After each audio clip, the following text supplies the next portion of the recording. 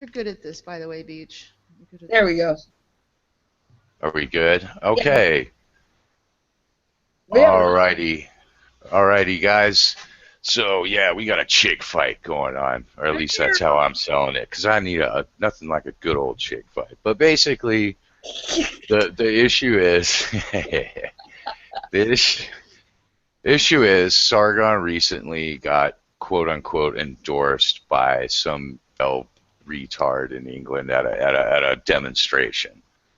And yeah. from what I saw from the videos, and you know, the guy was saying basically not to throw an opinion right from the beginning, but it's like, see, even liberals like Sargon support us. We like this guy. So the basic issue is Sargon in line with these people, or is his endorsement reflect on what he's saying and what his opinions are? And I see. I haven't even seen the video. I just saw okay, the tweet that Kevin put out or whatever, right, and I was like, well, that's kind of not the type of endorsement you want, sure, you sure, know. yeah. I mean, I don't think anyone really wants that type of endorsement unless you're part of the EDL, I guess.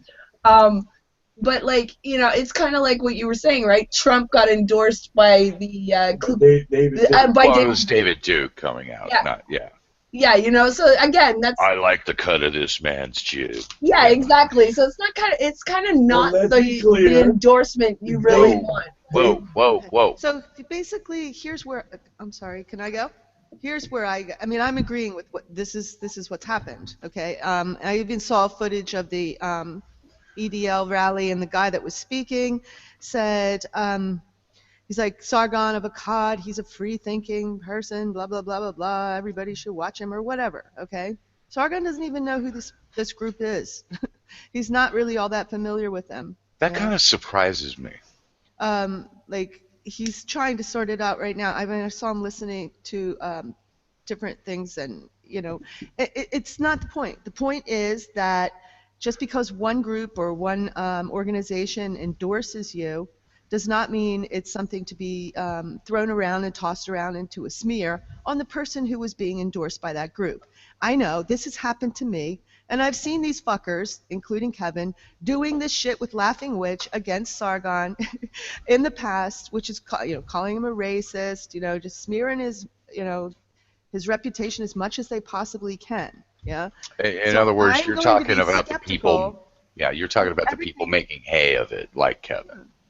Let's just Yeah, take this one step at a time. sure. And the fact that the EDL endorsed Sargon of Akkad means something. It means that Sargon of Akkad is being noticed, okay, by these groups.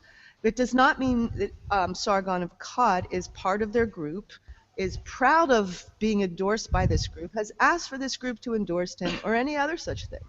It's logic. You need to, when Kevin is putting some shit out, I have to get very detached emotionally, actually. I wasn't angry. Detached and logical and rational about what he's arguing. Well, And only I have a then question can on I that. decide whether I support what Kevin is up to Okay. at any given moment. Yeah. Well, from what I gather, okay, I'll just let Willie talk for a little bit. Well, Okay. it just seems like you just got wind of what's going on Yeah, here. Is I that just got because okay, look, okay? this is the tweet that Kevin put out. He put it out 3 hours ago, right? Yeah. Says I liked a YouTube video from SJW Warrior 101, and Uh, he Immediately suspicious to me. I yeah. mean, because I just don't like that guy. He's Okay, incredibly but anyway, let dishonest. Willie well, explain. Let Willie explain how. okay, Let Willie explain how she got into the shit so whirlpool. yeah, and the title of the could you please I'm sorry. the title of the video is Sargon endorsed by EDL, right? I didn't even watch the video. I just saw what Kevin tweeted, and then Exiled tweeted, Sargon endorsed does not equal Sargon endorses, which I agree with, right? Unless he does, of course. And I said, still not an endorsement to be proud of, is it? That's all I said. Yeah, I'm and I say, okay, I thought you were doing this thing where you're supporting what Kevin is saying, okay? That's what I it haven't seemed even like to watched me. the I haven't even Yeah. watched the video. So she's giving So a why okay. would you- Wait a why minute. would you Woolie's clap? giving a first blush impression. It's all like, yeah, I wouldn't exactly be proud if the American Nazi Party said, yeah, that beach guy. I like that. I like what he has to say. It's like, yeah, I'd be kind of. Exactly. It doesn't mean anything. It didn't. Yeah. I mean, I'm not saying Sargon endorses the EDL. I'm not saying Sargon's part of the EDL. I'm saying the EDL, if they supported him or endorsed him, it's kind Yeah. of the endorsement you're looking for. That's it. Not being proud of it doesn't really mean the same thing as being ashamed of it. Okay. But I never said But it. this Yeah. crap is being trotted out to smear Sargon. That's it. That's it. Yeah. Pure and simple. There's no other Sure. reason for it. Just like it was with Trump. Yeah. All right, but again, Yeah. I don't know why you're all pissy with me. I didn't say that. I fucking hate Well, I think leaders this like is where we're this. talking I hate about it. where text doesn't always. I mean, you tell me, exiled, to keep virtue signaling. What the fuck? Well, that's what they're doing. Okay, That's but what they're I'm doing. not. Well, Why? you kind of did. Yeah, you kind of like, well, it's not something to be proud of. Like, he should be ashamed. Giving an No, opinion no, isn't now, always. Yeah. now, exiled, you're assuming and reading into this way too much. I Right. made a funny little. So clarify. So then clarify. I just did. Like, It's not rocket science. I just said it's still not an endorsement to be proud of. With the little, the little face with the tongue sticking out. Is it one to be ashamed of? Should he be ashamed? No. Well, wait. Okay. You're the one. Well, saying now we're moving on away from. So see, here's where it is. You're I got. I'm gonna. exiled. I gotta kind of like have to But say. that's what Kevin is saying. Oh, hang on. That's what That's Kevin what said. Kevin We're is talking saying. about. I was But- replying to Kevin. Yeah. To Oh, you Kevin. were replying to Yes. Kevin about the virtue signaling. No, I was replying to Wooly about the. Yeah, that's what I that. thought. I don't think Okay. she was really what But you would my characterize. initial question, my initial position to him Yeah. was, this does not equal that. It does not equal what you're saying. Right. Yeah. Okay, and I'm in agreement with that. Yeah. Well, So- then maybe you should agree with me because you Okay, could give me exiled. across I voiced- signals to people who might think you're supporting Kevin. Okay. Well, let's talk. Let's unpack. All I'm saying How is about we unpack virtue signaling and what it means? Yeah, it's shaming. It's like, oh, you should be so No, ashamed. not You should be necessar- concerned about this. That's You actually should be not what worried. virtue signaling no, is. that's not what it means. No, We'll get that's the a, strict first of all. definition out then. Okay, actually, I'll give it. It's actually a PR term. Mm-hmm. Okay, and it's What is used it's used in marketing. And I'll give you an example. Yeah. Did you ever see any of those? You ever see one of those commercials from a major corporation? Like Boeing would always do this. You're sitting there in your chair as Joe consumer, regular, average girl guy, and you see Yeah. this commercial from Boeing. We're Boeing, and it's just this like 30, 60-second commercial. It's like, well, okay, I'm not really in the market for a 777 or an F-14. So why the hell are they running this commercial? They're virtue signaling. Because usually they have a contract up or they're looking at their numbers, so they're like trying to project this image of like we're this conscientious, corporation and we care and all of this. That's all the commercial's for. They're not even really trying to sell anything. So Yeah. in the marketing term, that's virtue Look up signaling. virtue signaling, please. Just do a Google search on virtue Yeah. signaling. But And it's now been- it's been it's been- taken. it's been, Usually it's like, and it's usually applied to these SJWs. They make these loud print. I'm against racism, I just don't. and I'm for the fight against oppression, and I like a don't tweet understand. or something like that. It's usually self-serving. I just don't understand how I got accused of virtue signaling by by I'm gonna have to. Yeah. Guess what? Okay. It's I'm gonna one have to comment that I kind of. made in response to you, and I think Yeah. that what it would be really convenient right now is to get off fucking topic. That's what it would be really convenient to do. Okay? It's like, oh, he Okay. should. No, we're trying to settle this right Yeah. here. I'm not Okay, getting I off think topic. okay, Exile, No. I do think you went overboard. She just made an explanation of her opinion. I And don't I think just she made was an virtue explanation of signaling. my response. It was like, why should he be I ashamed? think she was of it? being snarky. So Why should she be ashamed? Why should he be ashamed You that shouldn't be. anybody endorses him? He shouldn't be. Anyone. No, know, no, you can Exile, take Exile. that. We're addressing you. We're addressing you, characterizing what Wooly tweeted as virtue signaling. Then we can move on to slagging on Kevin. Okay. I think you went overboard with the accusation. Too Really? Wooly. Too I Wooly. actually don't, because she should Of have been course not. paying attention to my fucking argument. This does not equal Well, that. like I said, Yeah. Twitter is the place where What's the nuance point? goes to die. Yeah, I know. Exile. Okay, I think you're getting really upset just because you don't like I'm not Kevin. even upset. Do you understand that I'm not upset? Well, I'm you not. well, you sound pretty upset, and I have to say, Well, I think then it's you don't because- know me very well, because this No, is I not me don't. upset. This is not me upset. You Okay, keep but I telling me don't- that I'm Yeah. upset, that I'm on about something. I No, can tell you that I get very being strenuous, but she's not upset. I Okay, get well, very detached when dealing with Kevin. I have to look Yeah. at what the fuck he's doing, what he's up to, Right. and why he's doing what he's doing. I Okay, do But all of those things with okay, him I for a think reason. I think you got some splash damage there, a little collateral damage. yeah, when seriously, you- like, Yeah, you- well, and I'm just saying you got a personally, little. I think you there went is a some little splash. overboard, accusing Yeah. Exile of virtues. She was just tweeting you her mean, off. you mean, you mean, She was shooting from the hip. She was shooting from the hip and just I'm just like, why making would a you stand disagree on with me? Twitter. What I was saying to Kevin did not seem like something that you would disagree with. That's just, and I knowing you. don't disagree with it. I was just But making a sarcastic little reply, and oh my God, excuse Yeah, the fuck out of me. what about what I said was worthy of sarcasm? Honestly, if you think about it, I think she Okay, was you talking know- about this. I think she was talking, from what I'm seeing, she was talking about the situation in general, about Sargon. It is a little embarrassing to have a right-wing group endorse you when you're exclaiming that you're a liberal and you don't support that kind of thing. Yeah, Yes. I'd be a little like, what the fuck? I'd be like, Yeah. Why? I think that's what Wooly was reacting to, not Can you hear your me? argument. Yeah, Right, I can and, hear you, Brian. like, Yes. at that point, what a skeptic should be doing is stepping back away. Like, oh my God, a right-wing group just agreed with something I said. I've had this shit happen to me.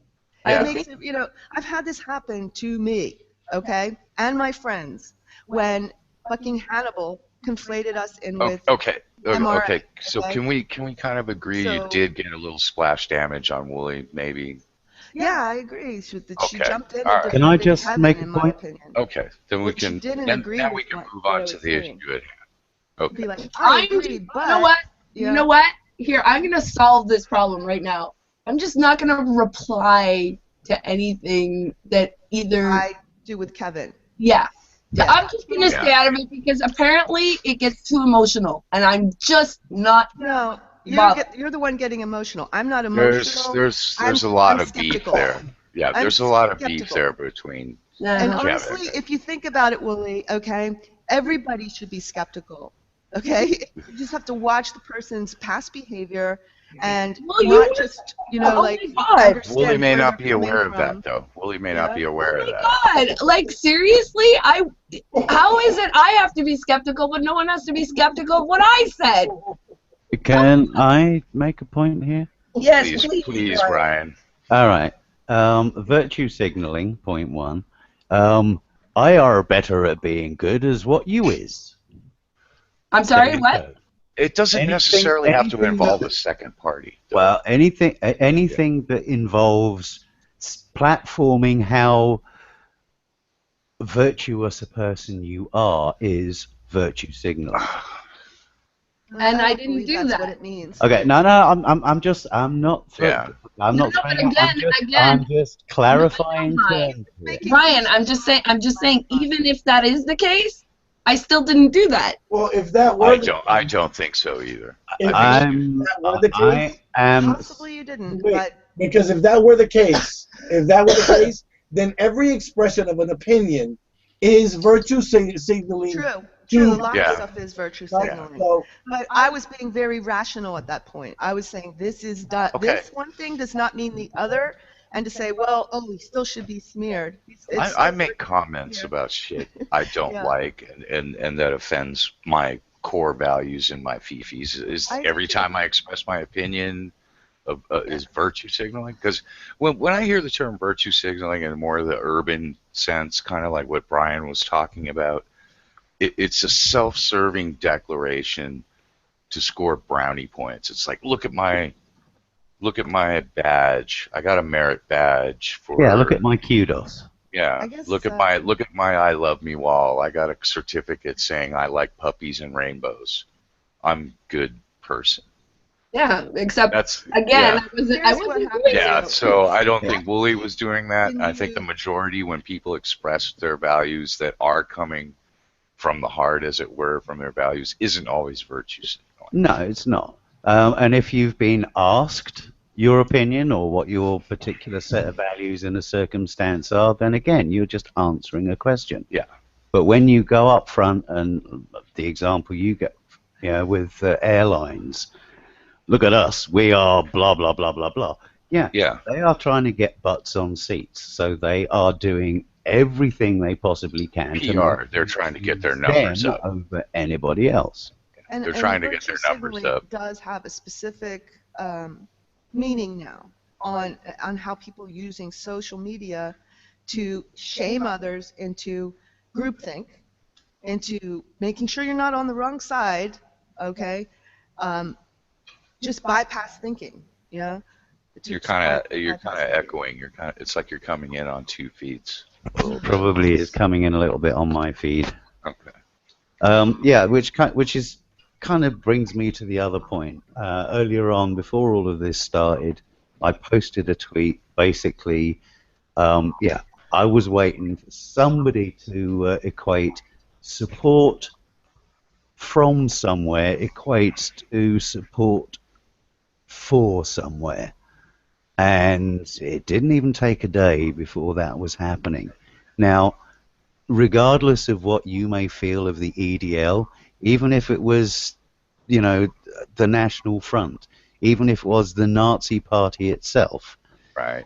if somebody shows support for you, then it means one thing and one thing alone, that you have said something that resonates with them. Yeah. Absolutely nothing about any of your other positions. Right. It says absolutely nothing about any of the positions other than the one they're agreeing with you with on the body that's showing you endorsement. Oh, and it's usually empty. Yeah, Too. and It doesn't address specific issues, policy, or whatnot. Like you see politicians do it all the time. Here's the real kicker. All right, if you have people who are in an ideologically opposed camp to you sitting up and taking notice of what you're saying, then that is a ringing endorsement that is worthy of note and acceptance, because guess what? The people who really want to see my ideas pushed out of the picture have actually said, hang on, he's actually worth listening to. Well. Yeah? So, if anything, what it gives you is it gives you an opportunity to actually persuade minds in opposing camps. If they suddenly think, hang on a second, this person who usually, or whatever bullshit is usually saying, on this he's on point. Yeah, you are actually opening up their ears and their minds to ideas that they may not otherwise have I entertained. think Sargon made that point. Did he? I think, yeah, he had a tweet. It's all like, well, if I can get this group to listen to, and he's very, pro-Western values, liberal democracy. I that say kind of kudos thing. to him for getting into those ears, and I hope he's able to make the most He of had a it. point. He had a point with that. It's all like, well, I don't know who this group is, but they're listening to my message, so win? Yeah. Yeah, I mean, bottom line, okay, if we want our words to stand on anything, it's the merit of the argument that you're putting forward, not who's making it. Right. So regardless of who's made an argument that people are resonating with, the argument that people resonate with has been made, and it's valid. Well, but you're assuming that what resonates with that group, whatever group it might be, is an argument and not some other form of persuasive rhetoric. You're Actually, no, I'm not making that assumption at all, Joe. I'm going purely and simply on what I observed in that rally. And what the endorsement was a case of, this guy makes some sense. You should listen to what he's saying. So the endorsement was based. Right, but you know, The endorsement was based on what Sargon says in his video. In his material. In Yeah, his material. Well, we would. Did they Look, mention- I would have to watch the video did because they I haven't mention seen in it. particular which video? No, I think if I remember it correct, I watched it briefly. I wasn't paying super attention, but basically Brian had it right. That was the impression I got too. Yeah. And going along with how Sargon viewed it, But- I think he's playing dumb though. I gotta admit. I'm sorry. Yeah, he's all like, I don't know who these Yeah, people are, and it's like I'm be finding honest- that a little hard to believe actually. To be honest, you can't reach his age in the UK and not know who the EDL are. So yeah, he's playing, Yeah, but and for a he- purpose. for I a know what he's up to. yeah, all right. He's giving Tony Robinson absolutely every opportunity to put his foot in it, as well as make a valid point. Yeah, he's actually done that in the past. He's very expert at giving as So, much rope That to hasn't someone they happened want. yet, though. No, that's upcoming. It's in a coming up. couple hours. So I'll be curious to see about that. Yeah. But I mean, right off the bat, to start like getting people like all like concerned about this, it's just the same bullshit tactics that I despise. This is where I Yeah. agree with Exile, though. When we're So, getting I off mean- the No, it's fine. yeah. No. We Sargon kind of worked that out, Willie. So now we're just talking about the subject at hand. Yeah, no, I mean, I'm not in disagreement with what Exile is saying. I'm just like, I was kind of confused as to what the fuck. I was like, you know, Like I said, Twitter, where nuance goes to die. Yeah, pretty much. apparently it not only goes to die, it Yeah, explode it upon becomes- itself it- and it- fucking it works. like So let me burst ask. into flames. Pretty much. Let me ask, because I haven't seen the video. No, I haven't either. There's too much going on here. Yeah. I will watch it at some point, but just as a thumbnail, since I'm not British and I don't live in England or ever have, exactly, or as close as you can get, who are these people? The EDL. They are what? Right. Like- I have no Yeah, I'll idea. let Brian take that. No He's idea. on the ground there, so he knows better. EDL stands for English Defence League. Defense League. Okay. And that's Basically, it's Britain is for British. okay. It's like here in Quebec, the separatists, where Quebec is for the French, and if you the want to live Quebecois. here, if you want to live That would be a good broad comparison. Yes. Yeah, like Yeah. the idea is if you want to live in Quebec, you have to speak French, read French, and fuck you, we're not putting any English anywhere. and Now let's Their put. rhetoric is very similar to what you get in America from certain groups like the militia and whatnot, or anti. Now let me They're ask. pretty All right. anti-immigrant too. Okay, So. here it is. Okay, I'll read from Google. I mean, just to give you an idea, because he was reading from this too. Sargon was. The English Defence League is a far-right street protest movement which focuses on opposition to what it considers to be a spread of Islamism and Sharia in the United Kingdom. yeah, The okay. EDL has been described as Islamophobic. The group has faced confrontations with various groups, including Unite Against Fascism, whatever that is, group. Actually, they're UAF. kind of thugs themselves, so too. So they have On the faced left. confrontations Yes. with those groups, which is a good thing. I mean, that goes in there to their credit, yeah.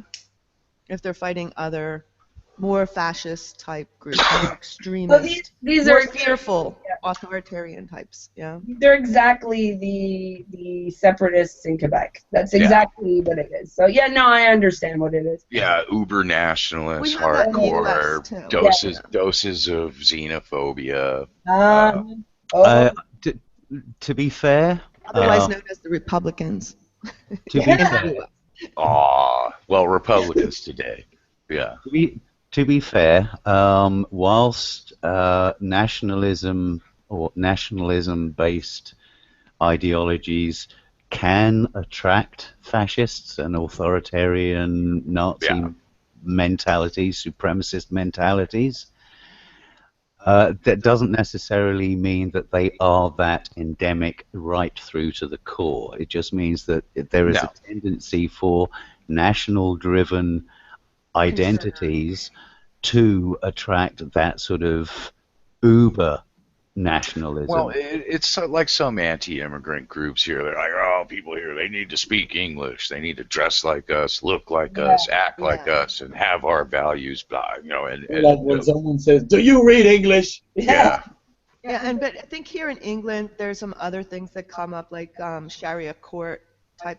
What Oh, they call Sharia courts. I can like speak to that, and I think it's a And bunch of bullshit. and to I've be had honest with you. conversations with my other friend who's Dutch. Or he's in Belgium. He's in Belgium. He believes that these immigrants that come into other countries in Europe have right to practice their religion, and if Sharia courts are part of that, that includes Sharia It's courts. not just religion. Can I get the floor for a minute to describe Yeah. what Yep. these are? These Sharia courts are basically third-party arbitration. Usually they're portrayed, it's all like, oh, no Yeah. law beside our That's law. exactly what I was going to say. Yeah, because Yeah. and most of and yeah, so like dealing with like if a married couple wants to choose a third party to arbitrate outside of the courts to arbitrate their divorce settlement, that's the in fact that is a Western value. It's actually encouraged. It's Because it's freedom of association. It's freedom of to enter. It's and actually a very exit valid, contracts. Yeah. actually a very valid analogy. Yeah. So What you they don't. what you have to think in terms of is religious sanctioned marital counseling. There's that, and it's not There's an necessarily arbitrary- religious, because the principles reason I of said- Sharia are also kind of a legal code. You know how businesses, and remember, this is done for business too. Yeah, this is true. If you have two Muslim businessmen However, that have a beef, they may decide to go to, I don't know what they're called, the arbitrate. Well, I think we should arbitration should we should get arbitrators into the family courts. We should Sure, do it. it often is. Actually, More, in a lot of than we do. American courts, judges will order third-party arbitration. so There are it's legal secular, in that sense. yeah, there's secular that have nothing to do with religion. They're professionals. You know, they know the law. They're like notarized, or I don't know exactly what certification they have. But the judge will say it's all like, well, settle this with this third-party arbitrator. Either choose your own, or I'll assign one to you. I'm going to make a ruling that will include some arbitration. Yeah, you go try to settle your beef before coming back and wasting the court's time. Yeah, and when it comes to legal precedents and legal hierarchy, there's one thing that you can say for absolute surety is that the Islamic Sharia courts, the Jewish equivalent, the rabbinical courts. Yeah, I can't remember the name. All of these different air quote court systems. Masons have their own courts. Masons have them as well. Yes, none of them supersede the law of the land. Absolutely not. If you're not satisfied, if one or the other party is not satisfied, like if a Muslim couple divorces and one or the other party says, "I'm not satisfied," they have a perfect right to go to the regular civil. But there's another shoe to that as well, to that foot. Yeah. And that is by the same token, exactly the same logic and reasoning and legal precedent. These courts cannot issue punishments. Nope. That would be counter to the law of the land. They can issue fines and shit, but they're based on membership Yeah, and acceptance of that member. Yes, member, like Mason's. Fines are not inherent. The point I'm making, before you do, the point I'm making is that it would be illegal and extremely unlikely for a Sharia court to say, okay, the sentence for this is beheading. No, absolutely. No, they have no standing in criminal law. None. none No whatsoever. standing whatsoever. No, So they only people deal that with get all civil matters. hysterical about Sharia laws in Yeah, Manchester, bullshit. yeah, it's still overridden and overseen by the Crown Courts. Yeah, absolutely. Like I said, one or the other party cannot. Well, they don't deal with criminal matters. Period. They don't. No, they don't arrest people. No. They don't And jail they people. and they cannot enforce mandate it. something that is Yeah. inherently illegal either. No. Yeah, this is Oh basically- no, that's part of common law. Contracts are null and void if they include any illegality. It would be like if, I don't know, you guys are from Canada. It'd be like if like a really large influx of Muslims moved into your neighborhood. Well, I mean, we do have quite a few of them coming in from Syria here. And let's not forget, I'm England's a actually little smaller than all of England is. No, I know, smaller than Texas, England. England compared to Canada, obviously, there's no comparison to be had there. But it's so small here. I mean, I think so. Any large influx of people from another culture are going to.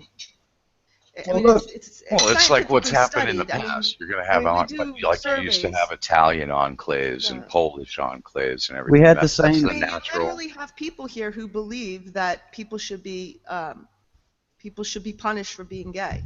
Yeah. Well, you can believe that. But you don't have a sanction for it. Yeah. Yeah. And let's not believe whatever. I'm from New York, right? I'm actually originally from New York. There you go. New York would be a really good and melting look, pot, these people are. I mean, look, if you don't want for like this thing that happened with Carl, right?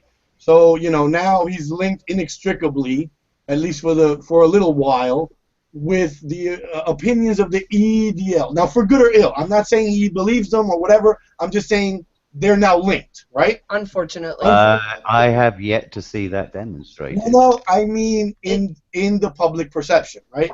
In the perception. Only by idiots. But I'll grant you that some idiots are going to take that. Well, yeah. Well, that's what I'm saying. Well, that's what I'm saying. Now, the problem is this, right? Now, if you have, because you're going to have to concede the entire war if you're going to give up the values that you espouse, right? Yeah, it's right. I'm sorry. No, I don't understand what he's saying.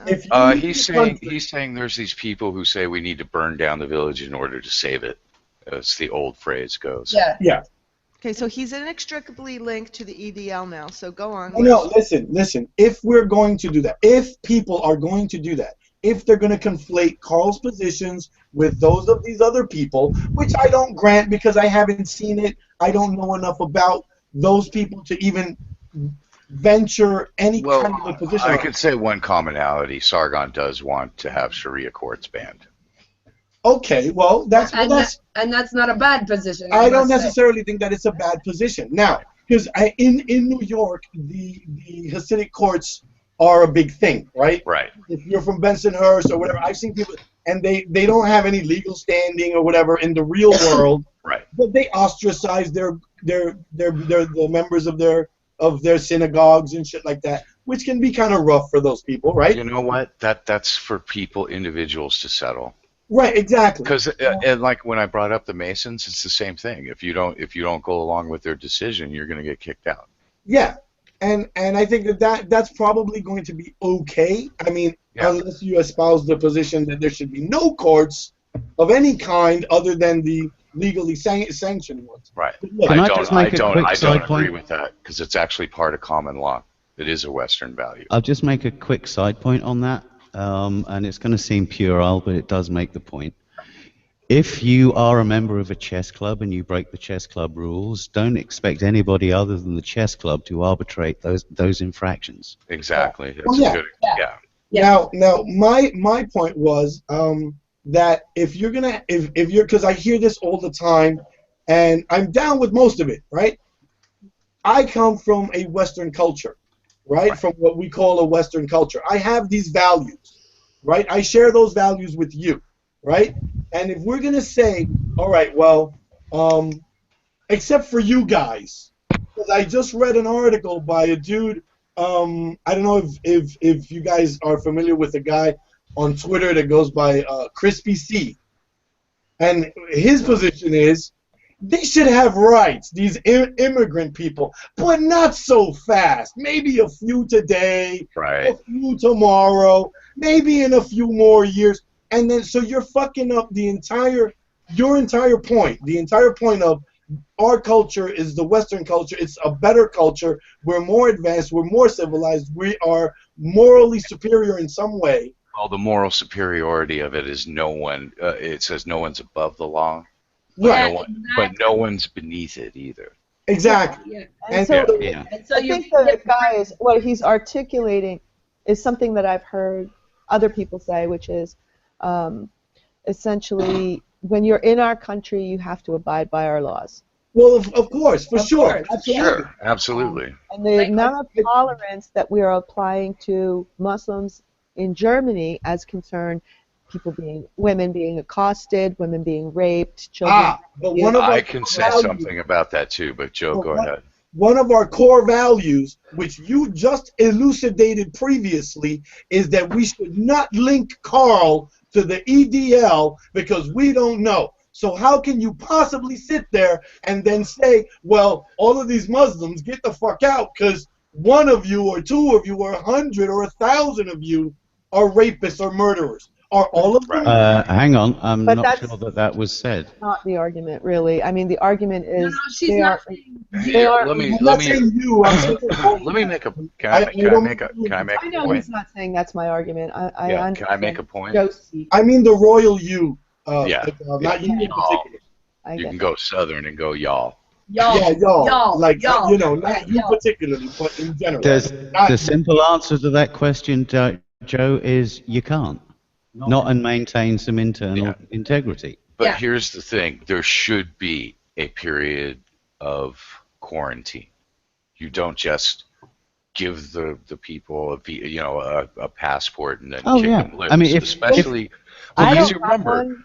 because Use a the really German bad government, metaphor. fucked up. They I'm an didn't immigrant. handle the situation very well.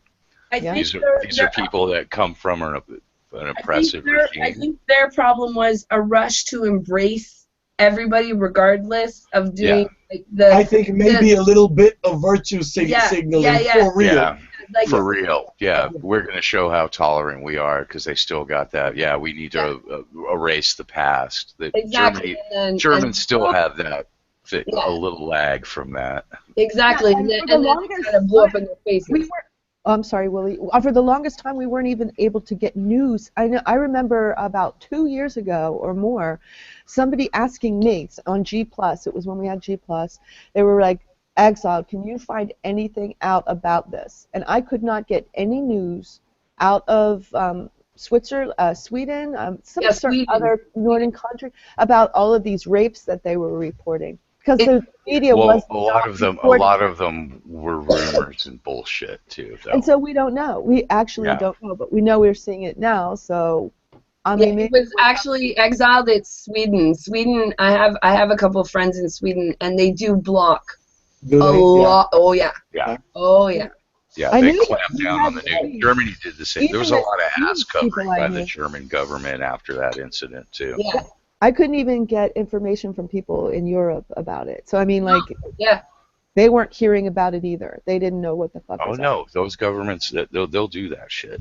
You get it to a lesser Ours degree doesn't. on this side Yeah. of the pond, but Mhm. not to the extent that they do, though. And I'm going to say that in that situation, the German government fucked up. Wooly pointed out one of the reasons, and I'm saying you got especially you got people coming in. It's a confused situation.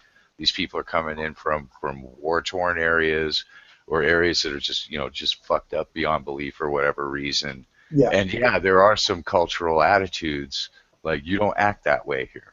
Well, And I think there should be a cool down period, a quarantine period. Well, one, you have counselors and everything because you're going to have people dealing with all of the psychological bullshit that you get from a war-torn area. Well, here I know a lot of the problems seem to not be occurring because the way they set up to bring the immigrants, intake. the intake. The way they set up the intake here was any refugee from Syria or you know, that area could apply for asylum here in Canada, but they had to be a family. Oh, It is that had- right? Yeah. Yeah, it Okay. had to be a family. It could not be single men. I'm not sure about the women, but I know for sure it couldn't be single men. And so they were like, if you want to apply, that's great. You can come over, no problem, as long as you are a family. Now I'm down. And I think that's because the thought process is, you know, being a family, you're less likely to be a terrorist. You're less likely to, Yeah. you know, to pose a problem. Of course, they were processed in the same way we would process anyone who comes into our background checks and this and that and the other, Well, right? yeah, I think that's I mean, perfectly fine. Yeah, that's yeah. and I think you should do that with anyone from anywhere. Yeah. You know, Well, but bottom line, your investment is where your family is. well, that's it exactly. That is the So- place that you are going to be invested in. Yeah, and so if you were like a single male, you had to either have family here already, or you had to be sponsored, sort of like, you know, sort of like a foster like home. student exchange. Yeah, or like something. or a foster home or whatever. Some family from Canada had to take you in. had yeah. to sponsor you, had to sign the paperwork, had to say, yes, I am responsible for this individual in every way, shape, or form. Well, right? no, I think that's fine. Yeah. And I think that. And I think doing it that way avoided a lot of the stuff that an happened. influx of problematic people, Right. right? But you know. Well, no, I mean, I think it's perfectly fine that, I mean, you have a government that collects taxes, and their job is to keep you safe and protect you and provide, you know, roads and whatever. And they should, you know, investigate people. Well, also the idea is, right, if you're a family and you're coming here, you want to make money. So you're going to seek a job, you're going to work, you're going to, and so that goes back into the economy, right? So it's a win-win. And I think that is perfectly okay. And I think that's a great way to do it. Families are very easily controlled units for government. I don't think Germany, for one, did this right at all. They were just like, yeah, come on in. Yeah. That was kind of, That was stupid. Now, I think their argument, or one of their arguments, was that this was happening now, and these people are, like, you know, homeless now. Yeah, but still. But now you're paying for your rush to. Your primary, I mean, look, if you're a government, it's great to be humanitarian, but you got to start, right? What's that old saying, right? Look, charity starts at home. Look, my opinion has always been that as the government, right, your number one priority is to the people in your country, first and foremost, right? They're the ones paying the taxes. They're the ones, you know, that you need to feed and clothe and house and whatever first. And then if there's anything left, we can look to helping other countries, other people, what have you. Germany didn't do it right? They weren't thinking of their own citizens. They were thinking of, like Exile said before, virtue signaling.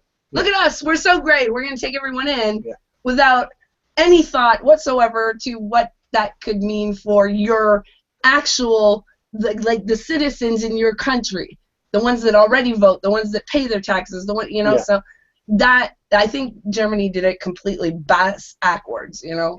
Yeah. So, that's just my opinion. There's people in the chat room, angry bastards. Yeah, I'm getting him the link right now. Yeah, he was one of the ones who jumped on this bandwagon. Okay, I think. well, he's got something to say. We'll see what he's. I have to say, by the way, Exile, I have to say, my opinion of Carl is not a very high opinion. Now, sorry, who is Carl? Sargon. Sargon. Okay, can we call him Sargon, because I know people by their YouTube handles? Okay, it is kind of confusing. I have that bad habit. I'm sorry. Like, if I know your first name or you know. Okay. But yes, Sargon. Okay, so just for the record, my first name is Bob. Okay. Okay. You know mine, right? Already, Joe. Yeah. Okay. Hi everyone. Hi. So, hold on a second, Angry. Hey, Angry, why don't you just kind of give yourself a little introduction? Oh, well, the reason I jumped on this bandwagon with the EDL bullshit, because this is actually the second time a fascist group has promoted Sargon of Akkad. Oh my God. No kidding. My question again is, we should be alarmed. No, I'm saying I don't think Sargon is what these people are. I'm just saying that Yeah. these people view him for I don't know why, like because he pandered to him. I don't know, but I don't. Here's what happens. Sargon hasn't stated what he is, so I'm not gonna make assumptions. So He's a classic liberal. He's stated it many times. Yeah. Classic liberal. okay. And we're Americans, so we might not understand exactly what that No, means. I'm Oh, here- I do. Classical liberal is you're talking about John Stuart Mill and the two Yeah, major I know. philosophies that come from that. Thank Yeah. And the way that I've Wait a minute, hold on. And their Thank you. siblings is liberalism and libertarianism. Yeah, I'm well aware. And I mean capital. Well, I'm just for the group and for for anybody that may be watching, and that's capital L libertarianism. Yeah, I know. Talking about online libertarianism. Yeah, I know what you're talking about. Yeah. Yeah. I was seeing that the first group that was a pro-fascist group was Beppe Grillo's Five Star Movement of Italy supported him in late 2014. Okay, and How was this support? Beppe Grillo Was tried it to the same as in this EDL? Beppe Grillo is basically the Italian equivalent to EDL in some instances with certain individuals, and it's a very mixed movement, but Beppe Grillo tried co-opting the Gamergate hashtag to fit into Italian parliamentary systems. God. Wait a minute. Okay, unpack that one a little bit. Hold on. I was just gonna say, at least we don't have to worry about the separatists here endorsing Sargon because he's not French and they don't want that shit. Yeah, you don't speak of the French. Yeah, he's an that. English. That's good. Yeah, he's an Beppe Grillo, English kid, Doug. Exactly. Beppe Grillo tried taking the Gamergate hashtag and turning it into an Italian dialect, saying "Go fuck yourself" hashtag. It still doesn't really mean anything. I gotta does say, it? look, I gotta say, I think this is all much ado About nothing. because Yeah. if you, I mean, look, I've seen Carl's work, Sargon's work, right? I've seen his work, and I agree with some of the things he says, and I think he's disagree not. with a lot more of things. I disagree. So same here. I'm in that. But I don't think that it's any surprise or it should be of any concern. First of all, let me just say this: I don't care what people believe. No, neither do I. As long as you're not out killing other people, or raping other people, you can vote for who you want. You can hang out with who you want. Yeah, as long as you're not harming Now, anyone. in my opinion, and in my sole opinion, I consider Sargon to be a racist. That is my opinion. You feel free to disagree. It makes no difference to me whether you do or you don't. I'm indifferent on issues of being racist. And I don't think it has. I don't think that being endorsed or not endorsed by the KKK or the Nazis or the EDL or whoever the fuck it is going to significantly change that from what I've seen him produce. Well, actually, Angry Bastards opened up another point too about this Italian group. Here's another motive that these people use. They look at a movement, a Gamergate, or a personage. They're like, oh, well, people are listening to him, or people are abuzz about this thing. These groups have a that they try to piggyback on things. So the real motive I see here, the EDL, piggybacking, is to piggyback. Well, see, so we like this guy, and Sargon in general. He talks all the time about liberal values, as in quote unquote Western values and everything. So for the EDL saying, "See, we get along with this guy. We're moderates too." Well, that's the game they're playing. I was gonna say, in a way, it's virtue signaling on their part. Yes, absolutely. So, and it's. We've seen this before with the feminists too. The feminists did it to the atheists, right? Yeah. Exactly. That's the other example. Yes, they did. Yeah, so it's like it's neither here nor there whether they like him or not. And what if they endorse him or not? Well, wait.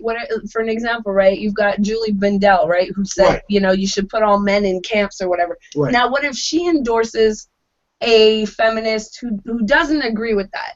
Right. Yeah. right? There we go. And you're gonna get that, and you're gonna get what people are doing to Sargon right now. Exactly. The anti-feminist type are gonna jump on that and go, see. Exactly. So Well- we have to remain consistent here, right? Because if you're gonna stand up and say, well, no, that's not the case for that feminist over there, if she got endorsed by Julie Mendel, well, then you can't then turn around and say that that applies to Sargon. Yeah, no, And I agree. this is I use this the same is thing on Facebook. precise, and this is precisely why this whole endorsement thing is bullshit. Because at the end of the day, it's the merits of the argument, the merits of the message that is being put forward that actually carry or lose. Exactly. Well, Yeah. I've always And know. it's also worth pointing out here as a point that JPM brought up in the chat room, and he's absolutely hit it on the head. That there is an overwhelming mentality that is rife at the moment, and this is the enemy of my enemy is my friend. Oh God. Is Yeah. absolute that and politics bullshit. fix. Yeah. At best, the enemy of your enemy can make a useful idiot. Yeah, pretty much. Well, there's alliances of convenience too. Well, no, True. now Yeah. there's the issue. Where both parties are well aware. It's all like, yeah, there's a lot of shit we don't like each other, but we have common cause in this one thing, Yeah, and you or can, multiple things. you know, I've seen. That's what blew me away about feminism. When they remember you brought the alliance of convenience up to me. That's the first time I heard it was from you. It's like, oh man, I cannot believe that these are in bed with the religious right against sex work. Oh, that's been for a long time ago. blew Going my back to, yeah, mind. you had radical feminists who are anti-porn, and you had religious Now- rights who are here's anti-porn. the They thing. had common cause. Yeah. Now here's the thing. Here's the thing, right? Now the actual arguments aside, right? What people are gonna see is if you're Carl, right, or if you're someone who has a significant subscribership or whatever, or if like Carl, it's your job, right? Then he's got to take a look to that because his job is at least in some portion public relations. Well, he plays footsie with a lot of people on the right, so maybe he's like, okay, what am I going to get out of this alliance? Am I going to get my message out to another demographic, or is it or is the blowback going to be too ferocious? Yeah. Well, that's what I'm saying, right? Yeah. So, I mean, the arguments aside, because like I said, I do agree with some of the things that he says. I've watched some of a great many of his videos, and when he talks about feminism and there are some other subjects that he talks about, and I nod my head and I go, yeah, well, that's right. And this whole thing with the petition, I agree with a lot of what he's thinking and why he went that route. Like, I understand why he did it. I disagree with what he did, but I understand why he did it. Yeah, it wasn't the what, it was the how. Right. That's, And so, but which I'm is actually my major disagreement with a lot of people who are quote unquote SJWs. I don't have a problem with the what in many cases.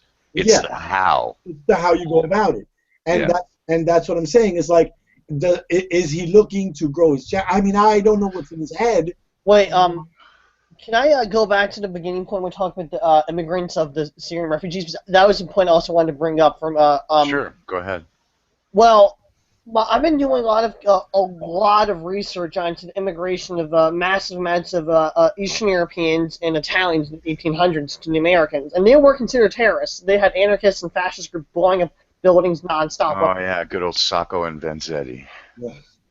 So I'm saying, like, over time, a radical group, when they are introduced into a new system, there will be violence and there will be crime, but over time, it will shrink. That's what we're gonna have to figure it out. Oh sure. Well, actually, there's also know nothingism, which goes back to the pre-Civil War period, the 1840s, when you had an influx of Irish immigrants who were Catholic. And what you say is absolutely true, unless you put blocks on the mechanisms by which those societies mingle and integrate. In other words, you make a big thing of cultural appropriation. Oh no, I said it. Oh God. Why'd you have to go there? Why you got to go there? Well, here's the thing. Here's the thing. All right. If you actually truly want an integrated, egalitarian society, where everybody has the same rights and the same responsibilities, then the last thing you want to be doing is disabling the mechanisms by which that integration happens. That's actually a very big part of what we're talking about here. And I get the feeling from Sargon and just listening to some of his stuff that he gets that. And that's why he's against, that's why he speaks out so much against the Black Lives Matter movement. Yeah, a little too much, I think. Yeah, because I actually do think and that crazy thing, Oh, that we went from the '60s to get away from segregation, and now you got the left endorsing it. That's insane. You know the guy, the Aquavial guy, Black Hitler? Yeah. Oh Yes, yes. I've seen yeah, Yes. what's up with that? Well, I know from He's one of those Uhuru types. Yeah.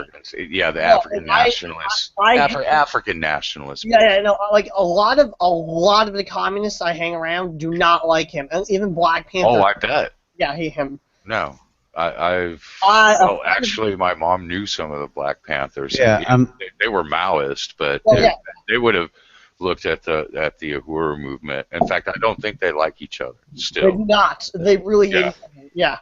I'm sorry. When it comes to that guy, my response is pretty clear-cut and simple.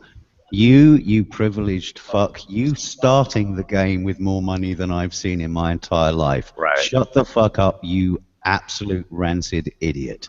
Is that Did you watch Sargon's video on him? Yeah.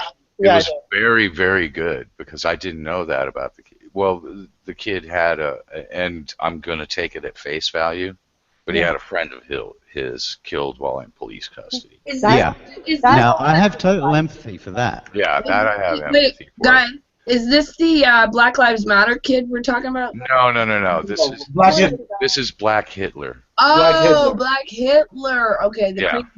Yeah. The not racist. The guy who acts like Ruby Rod from Fifth Element. Ruby Rod. Yeah. Ruby Rod. Yeah. Oh God, that's exactly like him. I mean, it's so. Yeah. Yeah, I know. Yeah, With the exact opposite temperament. Yes, very much so. Yeah. Well, Ruby Rod was more like a Prince character. He took Ruby Rod and made it into something really twisted. Outrageous and twisted for love, not hate. Yeah. There's never a point I really want to address publicly. I'm probably, if you can probably cut this out, like this part, because I think this needs to be addressed. What? They mentioned Rocky Mr. E, and I feel like why is the attention all on Sargon being racist, and no one's really addressing the fact that Rocky Mr. E hangs out with these guys a lot more than Rocky Mr. E's an idiot. He's a nutbag. Yeah. I can only speak personally as well. He's also an insane objectivist, too. Yeah. Rocking Mr. E is a fucking nutbag. Like, he is. There's too much there to unpack. Like, if you listen to Rocking Mr. E, there's a boogie Marxist hiding behind every bush, ready to appropriate your private property. What's even more fucking weird is that, like, Rock Mr. E made a video today called... Really? He's still making videos? I didn't, He called Anti-Semitism on the Left. When 3 years ago he made a video called The Jewish Question. Oh, Arini did one like that too. Oh my God. Arini did one titled the exact same thing, The Jewish Question. Amazing. Oh Lord. See, Arini's a hustler. He just plays that demographic. He's so sad. But Rocking Mr. E, he's the real deal. Yeah. No. Let me just say this, because I leveled a significantly serious accusation at Sargon. Did you? Oh yeah, I think I believe that he is a racist. I really do. Now, I don't let's be clear, right? The Ruby Rod dude, that motherfucker's a racist. Oh yeah. Oh, absolutely. I don't endorse. He's a black nationalist.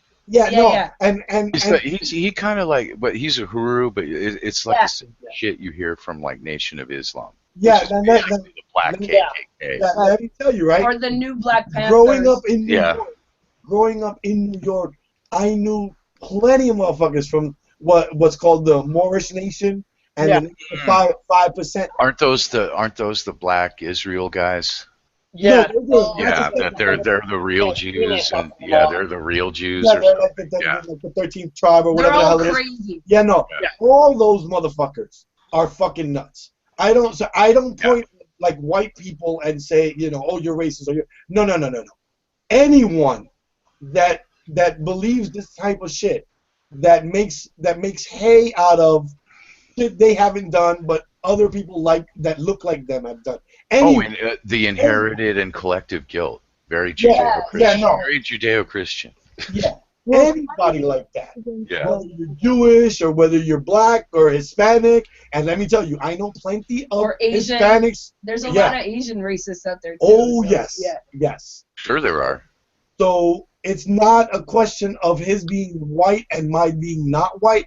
It's a question of I think that when it's about that, sometimes his thinking stops. I'm just saying, again, my opinion.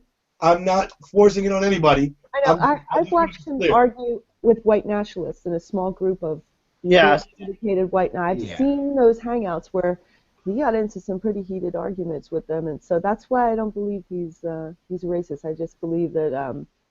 Okay. Well, you know what? Then I haven't seen it. I would appreciate you if you could link me because I don't usually follow hangouts. I'll try and find it. It was a while ago. Find it. For me, I am more than happy to Right. retract my statement. More than happy. If I'm wrong about it, then I'm wrong. I have no problem saying that. Oh, okay. Wooly, Mr. Wooly? Yeah. No, I'm talking to your husband. Oh yes. Go. You're first generation immigrant, right? No. Well, you are an immigrant. No. No. My Puerto Rico became a. Oh yeah. I'm blank. Oh. Okay, it's No, fine. he's native. It's fine. He's Yeah, actually. he's native born. Yeah. I'm first generation, so like it was very hard to like integrate. Like it still is. Wow. First generation American immigrant? I don't know your background. I'm first generation Canadian. Or Canadian. Okay. Yeah, I'm first generation Canadian. My If you parents. don't mind me asking, where did you emigrate from? Me? I was asking angry. Okay, go on. Italy, but I don't want to like say where. So that's probably why you got a little insight into what's going on in Italy. Yeah, Okay. I was just curious. I feel that because of being first generation immigrant, like first generation of an immigrant family, like I feel very sympathetic towards a lot of the Syrian refugee crisis of what like them trying to integrate into a society. Yeah, no, it's difficult, and there's going to be difficulties, but it's not insurmountable. No, it's And not. I'm talking about dealing with it as a nation and on the individual level. I'm an immigrant in England. Oh, Yeah. that's right. Yeah, so exiles I- are I- going through that. Gone through I've only been here since August, so I have to go through all of the things that immigrants have to go through. You know? Yeah. yeah. So, like when people talk about immigrants, I'm an immigrant. I appreciate when the nuance clarifications happen because when you're just talking about immigrants, you're talking about my wife, and fuck you. And as Yeah. a disabled person too, you My know, parents. so, I mean, I have that against me. Wait, sorry, sir, did I offend you? No, not at all. No. No. No. I'm just saying on principle. Speaking in general. The funny thing is, it just I'm gonna occurred to mute me for a this minute. week that I'm an immigrant. Yeah, I'm just speaking on principle here. Wow, I am an immigrant. And on principle, when it comes to racism and shit like that, I've just got a very simple litmus test. If your logic and your reasoning declares ergo demographic, and then you go on to say because demographic ergo individual, then that essentially is textbook bigotry, Yeah. regardless of any other considerations. So if your argument is against a demographic, Yes. you bigot. Yeah, we've had to get really hardcore about this rule. Well, are Yeah, you absolutely. or people in general? Because I don't think it did that. Yeah. No. I'm just laying down general principles here. Yeah, because we're talking about the issue of immigration I didn't think and you did the that at and the all. xenophobia, which is Yeah. really just human nature. That's what we're talking about. Guys, Angry. I have to get going to work, so have a good day, everyone. All right, bye. All right, hey, Alrighty. thanks for stopping by. It was nice meeting you. You have a good day. Thank you. Some people have to go to work. Yeah. So yeah, you know, I agree. No, I mean, like it's that stupid joke, right? Y'all all look the same to me. Like you don't. Yeah. You know, and if and Well, if see, you the problem is with racists, right? When you say immigrant, they see brown people. That Yeah. very, very often you know, because the they Western don't. world Yeah, has but they don't think of exiled as the immigrant. They don't think of my parents. The enemy hiding within. Yeah. You know, like they think more of you, right? Immigrant means, you know, someone different than me who's Or moved. someone coming from the third world, i.e. Yeah, you know. So it's usually not an idea of a white person immigrating to a Do you want different. to know? Do you want to know something really ironic in this particular conversation, Willie? Mm, Now, all of the scrutiny and stuff that we were talking about earlier on in this conversation that should be applied to immigrant movements. right. Now, we went through all of that bullshit last year. It's actually easier for somebody to just walk or take a train from somewhere like Croatia or Poland or out of nowhere Stan. Eastern Europe, Eastern European Stan. Right. Yeah. Just literally jump onto a ferry in France, jump off it And you're done. on the south coast here, and they're applying for benefits by the end of the day. Right. Yeah, and they're sending all of that money back to outer East it's European a lot of money stuff. for them. It's Yeah. a lot of money for them. Okay, Yeah. and that is a lot of money for them. Yep. Okay, so yeah, where Europe is having economic problems at the moment, Yeah. it's this redistribution of wealth legally that is causing the immigration economic crises. Yeah, just as much as it is refugees fleeing war zones, because you've got Well, that's the difference. that's the other buzzword. People fleeing Economic migrant. Yeah, that's why people hop the border here from Mexico. Yeah, and other but where- places south. but- They got no choice. I mean, they are like But where you have for borders that people can legitimately walk across just by showing their driving license. Yeah. Yeah. And they're walking into countries such as ours, where I, as a British national, cannot leave my country without a passport, because if I don't take a passport with me, I cannot get the fuck back in. wow. Yeah. Yeah. Then yeah, you're going to have all sorts of fucking issues happening at borders.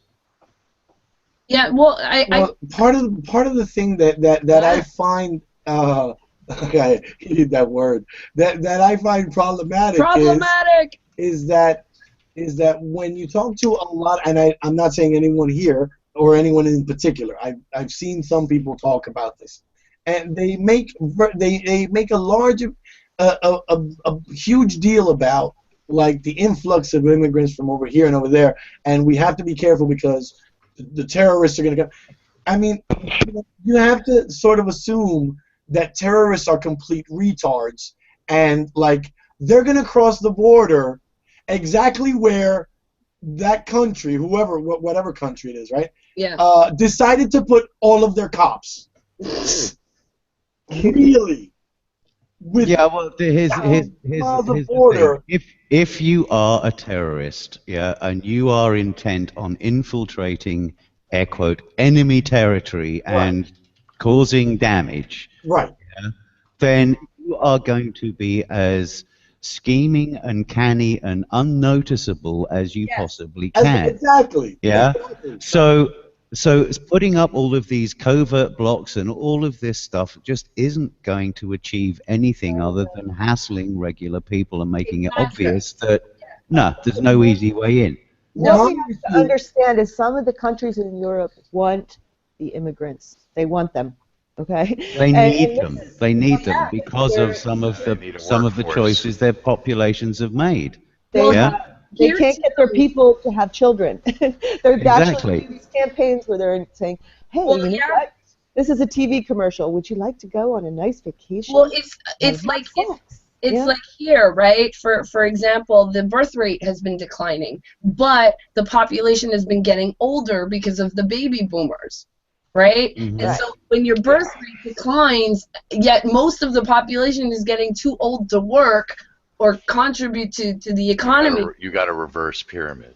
Yeah, Yeah, what do you long do? story short, where you have a generation that opts for career over family, you have a gap in a following generation. Well, also we have years of Exactly. having family planning Yeah, available, which is now, why the government which is a good thing. yeah, Population Oh yeah, decline it to a is. certain degree is a good thing. but the It is. problem I is, That's agree. part of that's in fact But that's it's what's a aggravating the country. problems in this so-called third world. I don't Yeah. really like that term. but like for an example, right? For here in Quebec, it got really low, like to the point where they started saying, "Look, if you have 3 or more children, we're going to give you this lump sum of money," because they were Yeah, like you anything, show up. Yes. anything to get you to breed more at that point. yeah. I never have problems with this kind of argument because clearly, right, populations have to do, they have to have their kids, they have to, the economy has to move on, right? It has to Right. function, right? Yeah. I never have a problem with this. My issue when I have it is that some people, and these are the people that I generally go, oh, well, you're just a fucking racist, is when you start saying, well, because they're bringing Sharia law. Like, look, motherfucker, you have cops, you have a country, you have borders. If people fucking kill somebody, well, then the police go and investigate, and we Yeah. have this. We got this. This is Yeah. this is Yeah. a non-issue. You Yeah, don't. exactly. Oh And yeah. the, Well, they like to bring and the up honor same. killings too, and I'm sorry if Yeah, honor kills their daughter. an honor Guess killing, what? an They're honor going to get killing caught and go to jail. is still a killing, and Yeah. you're still going to jail when You're you. still going to jail. Yeah. And so Yeah. it's the conflation, the dog Yeah. whistling of these two Yeah. different arguments, right? That's a People- good term. I use that one too. The dog whistle politics, and Yeah. Yeah, Yeah. I got no problem with you saying, listen, our country's economy is super fucked.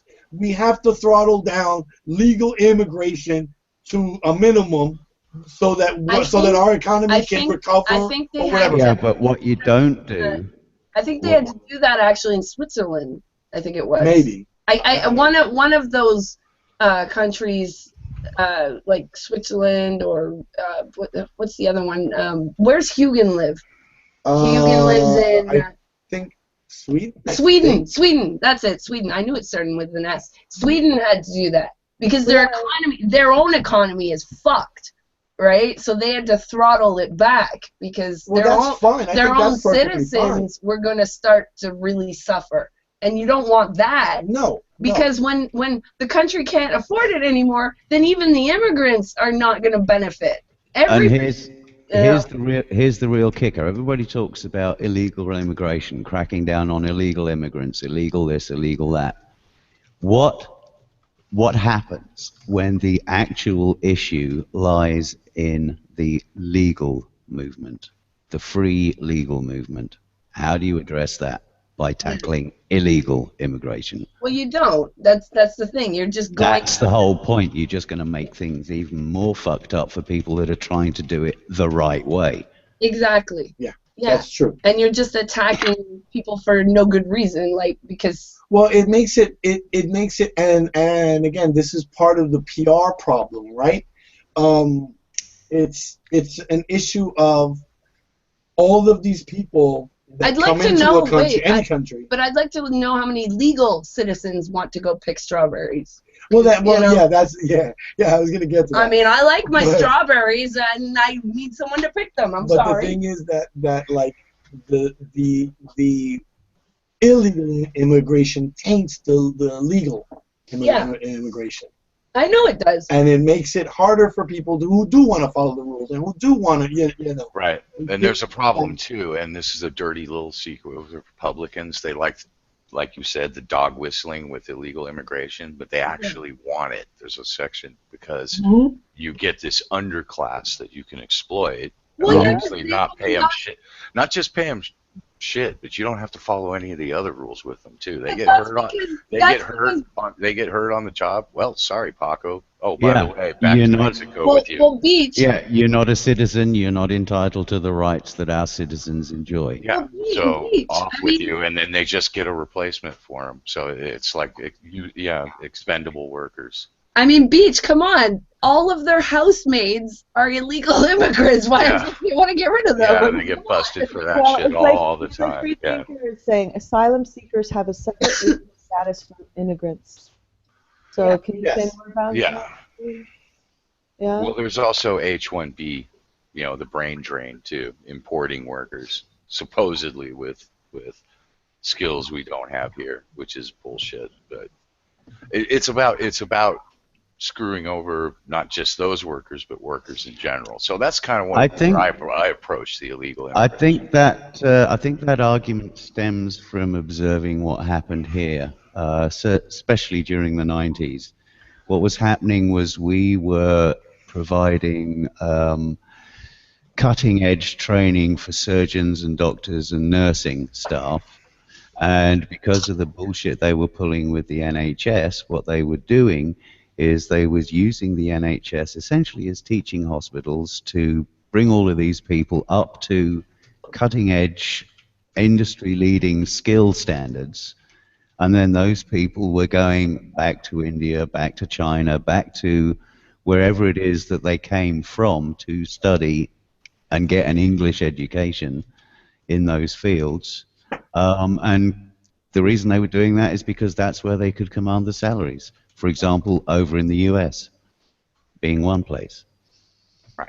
Yeah. So you would have had an influx of skilled people that you didn't have to train at some point.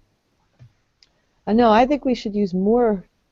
I don't mind using a guest worker program for like people like Mexico and everything. You get their rights. You don't suppress wages, and and they can work safely, and they can and a lot of them, because a lot of them that would come over the border, and I know this just from the reality of living in the Southwest in California, they come up to work and to get cash, and they send a lot of that cash back, and they don't stay permanently.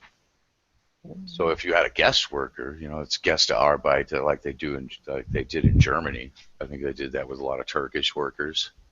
Well, they do that. They do that here, right? It's seasonal work, right? So you would apply, let's say, from Mexico for a certain job or whatever, and they give you your temporary workers permit for X amount. Like the employer will say, doing seasonal work. Yeah, the employer will usually say to the government, we need X amount of employees for 6 months. And they will put out the word to Mexican workers or what have you. We need you for the, and they'll go and they'll get a fair wage. They get a Medicare card while they're here. They get so if they get hurt, they get covered. So they're not just sort of floating in the wind, right? Well, they're not an underclass that's exploitable and expendable. Because it's terrible here especially with agricultural workers. And then once their time is up, they go back. And because they've done it before, once you've done it, it's easy peasy to do it. You're fast tracked to come back every season, or you're also referred to, because it makes it official, and their wages are. Here's the thing too. There's another thing. They get screwed. A lot of illegals here do get a hold of Social Security numbers. And you get the anti-immigrant people. Oh my God, they're robbing the system. No, they're actually putting money into the system. They kind of are paying taxes and shit. That they'll never see.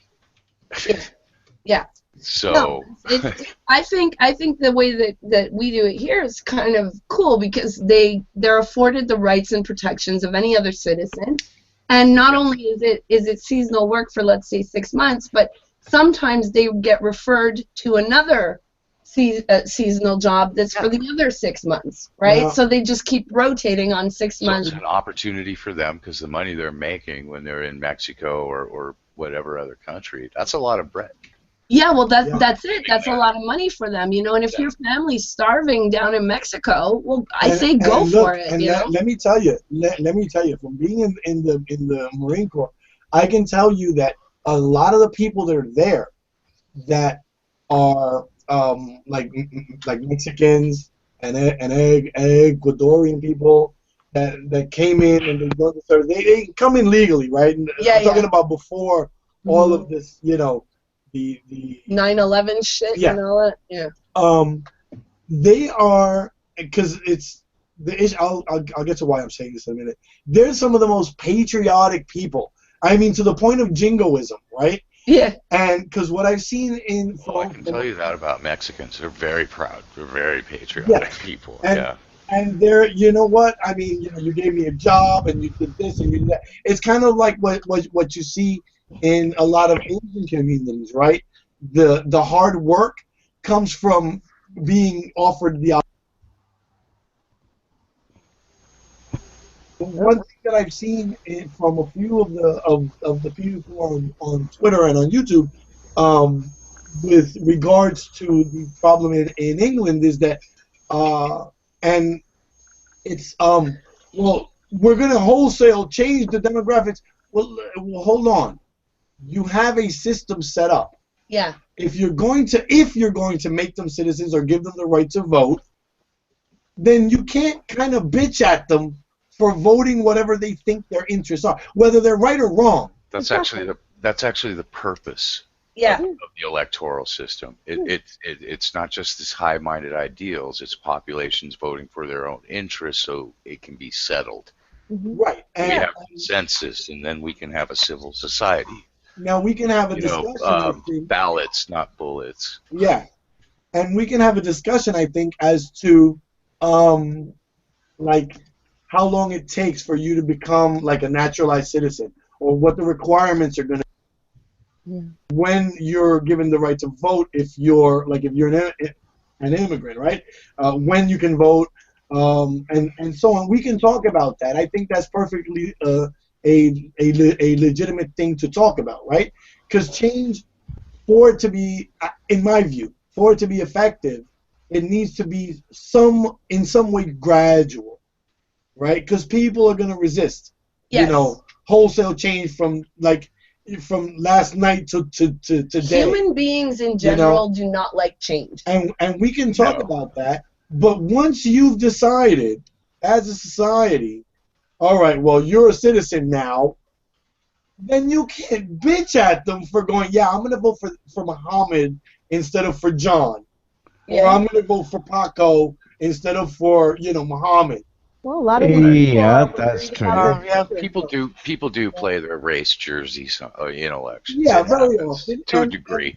And Yeah, I'm not saying it's necessarily right or wrong, right? I'm just saying that if the rules are, that's democracy. Right. Democracy's It's the messy, rules- so exactly, if the rules are that I get to vote now, then don't bitch at me for how I vote. Yeah, I remember when I well, got. it ain't nobody's goddamn business. We have a secret Yeah, ballot. but here's the thing. Take, for example, this country, okay? And let's say that you have, as has happened recently, we have a mayor of London that's elected, Mhm. yeah, who's Muslim, all right? Now, here's the thing. There are so many tiers of government. In order for something like Sharia law to become the law of the land, you'd have to get it through local councils, you'd have to get it through Parliament. you'd have to get it through two houses of parliament, No. and you would still have to get it through the Queen. Right. Queen could just say, nope. Yeah? Yeah. So there is way too much due process for something like that to happen, because And at some point somebody is going to say, no, hang on, no, we abolished capital punishment for blah, blah, blah reasons, blah, blah, blah time in history. These are the justifications. There is no precedent to overturn this. I find it very hard to believe that you'll ever, because you're going to need the electoral pressure. Yeah, there is one thing that you can guarantee is that the beheadings, mutilations, and all these other things, stonings and stuff like that, are never going to become the law of this My land. suspicion is that a lot of the Muslims who are immigrants move to England to get away from that kind of shit. Exactly. Yeah. Now this is a little nugget that I've kept out of this conversation up till now. But I've had Muslims in my immediate family for about 15 to 20 years. Yeah. They live in Germany, but yeah, my stepsister grew up and married a Muslim. Her kids are Muslim. And So, plotting the are you of anyone who tries to tell me that when I'm visiting or they're visiting and I have to keep one eye open to make sure I'm not killed in my bed because Sharia, I'm sorry, but fuck you and the comical parrot that you fucking flew in on. Yes. It's a bit of a straw man, isn't it, though? Not really, because ultimately this is what they are trying to get people to do, to fear all Muslims within your midst. That's part of that xenophobia, and then you have political groups. And so, on the other hand, I mean, they do need to take into account that when we're doing these surveys of these religious groups that are coming into our countries and they're clashing with our cultures, right? Our Western culture or Christian culture, I should even say. Right. There's a lot of there's a lot of Christians that are cheerleading this kind of xenophobic nonsense. Yeah. Maybe 53% believe that gays should be executed, right, or punished in some way, not even executed. Maybe 53% of them think that, but 40-some% of them don't think that. Exactly. Yeah. Right. So I mean, like that's a win, you know. And here's what's going to happen, because it follows the classic immigration example in this country. Yep. You're going to have the first-line immigrants that are going to hold to their core beliefs so much, but then the second generation that's native-born is going to be they want to go and have a party with the kids they went to school with, for crying out loud. It's going to be a little less so, and the third generation even less, more or less so. And it's a natural progression, but it's a generational thing. Yeah, and if there's a problem with the modern world and the speed at which this shit seems to be hitting the fan, it's because it's not being allowed the generational time span. Yeah, it's not being allowed the natural pace, because we're getting to the point now where if there's a significant change, the entire world is adopting this within a matter of months, days sometimes. Yeah, I mean, here's the problem. Like we're going to have things that are happening. I mean, we're going to have terrorist attacks. We're going to have them, okay? But we have to survive them in this way. We have to survive them by not freaking out every time we have. Yeah, I agree. And look, I mean, I've had Muslim friends when I went to college. I had a couple of Muslim friends, and they were not like crazy militant. Like the shit that happens. Usually what it was their parents were more, religious than they were. Yeah. And when they were out, they were like, fuck that shit. Yep. They take off the headdress. They do what every normal kid does. Most of the but if we react, if we have like these mass reactions against Muslims every time some kind of violence happens, then what will tend to happen is that these people who would normally, just transition out of their culture and more sort of like mix with our culture, that's going to take longer. Well, that's absolutely. They're gonna tend to stick with their own because not being accepted by the rest of society, which has happened in all throughout our history. I know it's similar in Canada. You still have enclaves like in New England and of course. Now, one of Italians, Irish. There is an interesting stereotype. There is an interesting stereotype in the music scene. Okay, and that is the Jamaican Brit. London sort of London drawl, sort of London Cockney Jamaican type of Yes, speech patterns. yes, Yeah. yes, yes. Now, in the 1950s and 60s, we had such an influx from Jamaica and the West Indies. Literally, entire suburbs of London, just literally, and I'm using unfortunate language, but change color overnight. Yeah, Yeah. Okay. Places in Birmingham, Liverpool, Sheffield. Okay. yeah, Now, initially, there was a lot of racism. There was a lot of xenophobia. There was a lot of integration problems. And the way that we dealt with it as a nation was it started getting featured in comedy. It started getting featured in all sorts of positive lights, yeah? And people chilled out and they backed off.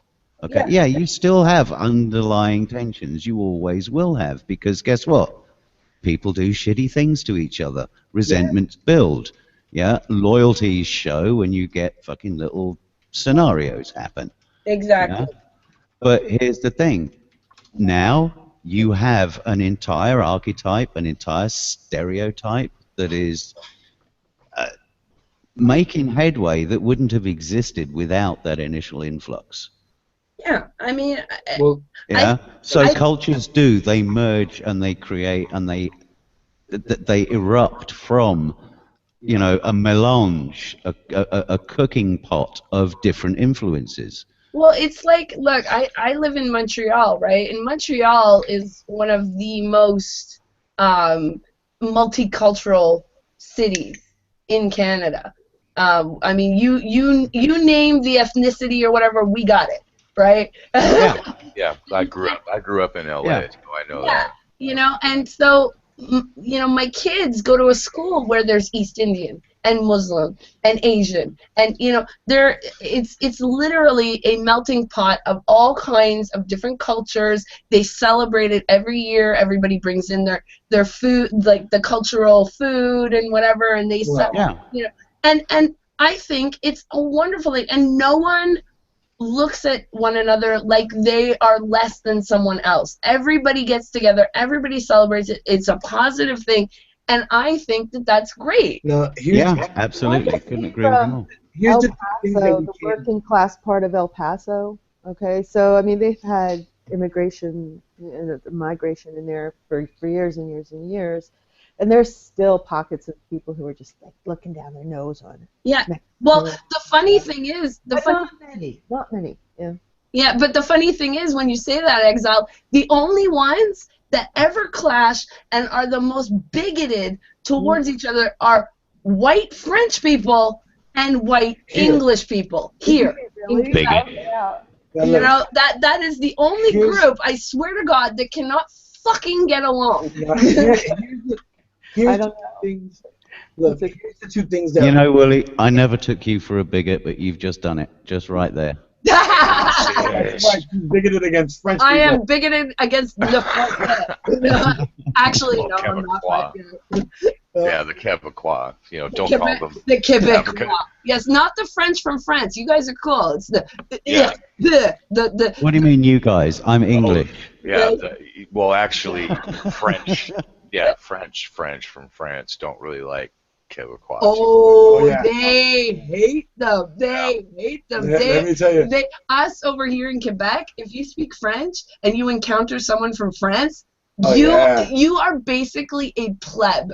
You Yeah. are lower than a snail. Yeah. You are like, you know, like what the fuck? Is anyone from the United States going to embrace your Cajun brethren at this point? Oh, Well, they're actually related. that's a whole different kettle of fish. Yeah, Arcadians, Crawfish, basically. y'all. Yeah. Yeah. That's a Oh, whole man. different kettle of crawfish. So Yeah, that's some good eatings now. Now I'm I've hungry. only met one French Canadian, and he did have an accent, and he was literally insane. So I mean, like, yeah, he's he was probably diagnosed as being insane. So I really didn't get to know. Well, he's been drinking the water here in Quebec. But look, look, That explains it. here's the two things that irk me every so often is that the crazies, and I mean the loud, the boisterous, the ones that never, ever, ever, ever shut up to listen to anyone. And every so often I've been known to listen. Not often, but every so often. Oh, so you're excluding yourself. I'm excluding myself from this because otherwise I would certainly be in that group. What we can't do is these two things, right? The BLM motherfuckers Oh God, don't are even. self-segregating. You can't do that. You can't do the cultural appropriation shit. Because fuck me, I want you to try the food that my And mom. they are just like Black Hitler. They're all like upper class. Oh yeah, they're Oh, yeah. disgusting. They are really Yeah. disgusting. And the other thing we can't do is legally sanction what happened in Gitmo, where innocent people were rounded up. Not all of them, some of them. Yep. And then when they finally were able to prove that they had done nothing and that they were not involved in any kind of terrorist plot or anything of the sort, Yeah. and they said, well, let me go, the government said to them, well, now we can't let you go. We spent 10 years beating the fuck out of you. We spent 10 years violating you and fucking you up, and we can't let you go now because now you might. I just say have intelligence recruit them and put them in a nice little safe house somewhere and let them translate messages from ISIS and pay them very well. They can live on like a little horse farm in Virginia, that one they keep out there. There you go. They should get something. They should get some kind of reparation. Yeah, That's like that. Oh, I think so, yeah. Yeah, you I can't think just they fucking are rob owed somebody of their life like of that. their life. That's years of their life. The thing is Yeah. that there's other countries that want them too, and they can't go back to their countries or they'll be probably executed or worse than even Yeah. Gitmo. There were, That's- there were. yeah. It's a better- fun, it's a fun situation. Don't you Thanks, people? George. Don't you people have a protection program that's supposedly effective? And all that geography to lose people in? Oh, the witness protection. That's what I'm saying. But instead of like hiding them from like the mafia or something, it's all like, look, you'll have a comfortable life, but you got to stay on the farm. Yeah, have them And you'll working have a in job. Area 51. Yeah, that's what I mean. But yeah, That'll Well, never but look, happen. but- you'll live in this really comfortable, nice area, and you just spend your day translating.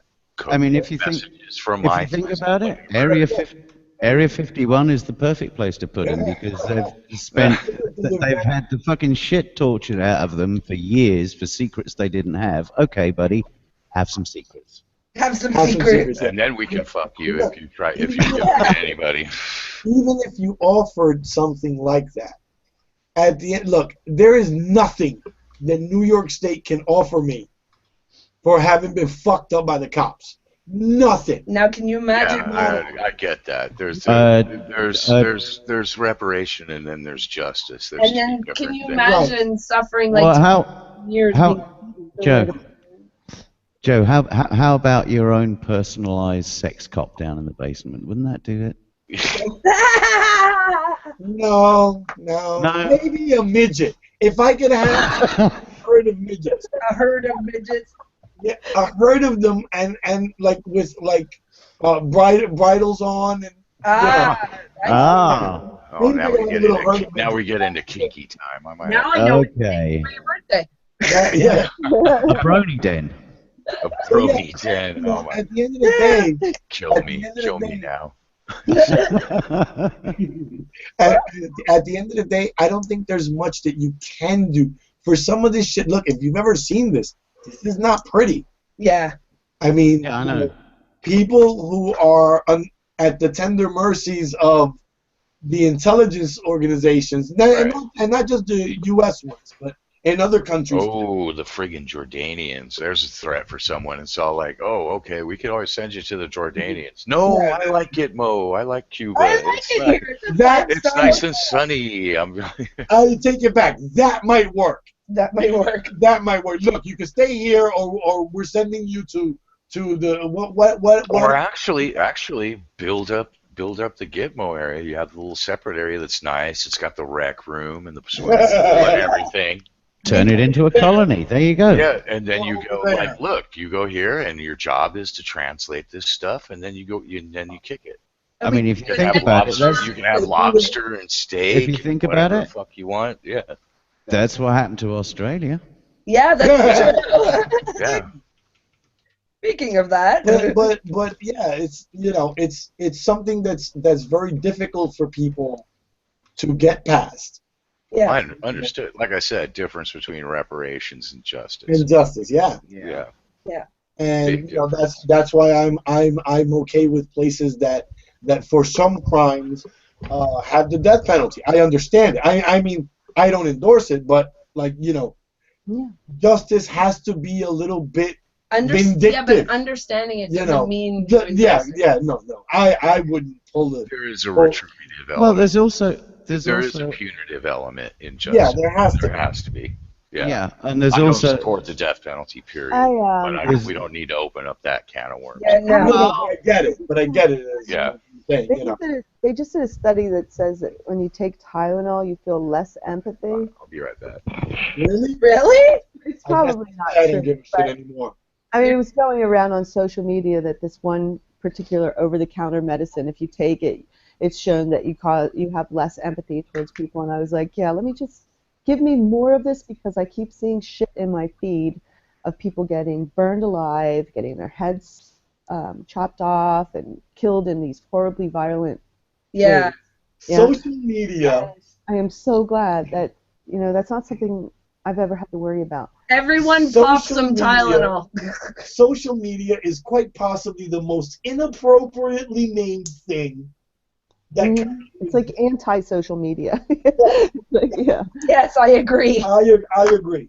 It's not conducive to conversation. It's not conducive to. A lot of it is what the fuck. I was just looking at Well, this. it's because you're physically safe behind the can't even click on keyboard this. too. If So I look at you know, this, I won't can be yeah. a nasty shit and not suffer any consequences for it. if you think about it, really, yeah, it is. And when you consider how much triggering there is at the moment, it kind of really is more trigger media, isn't it?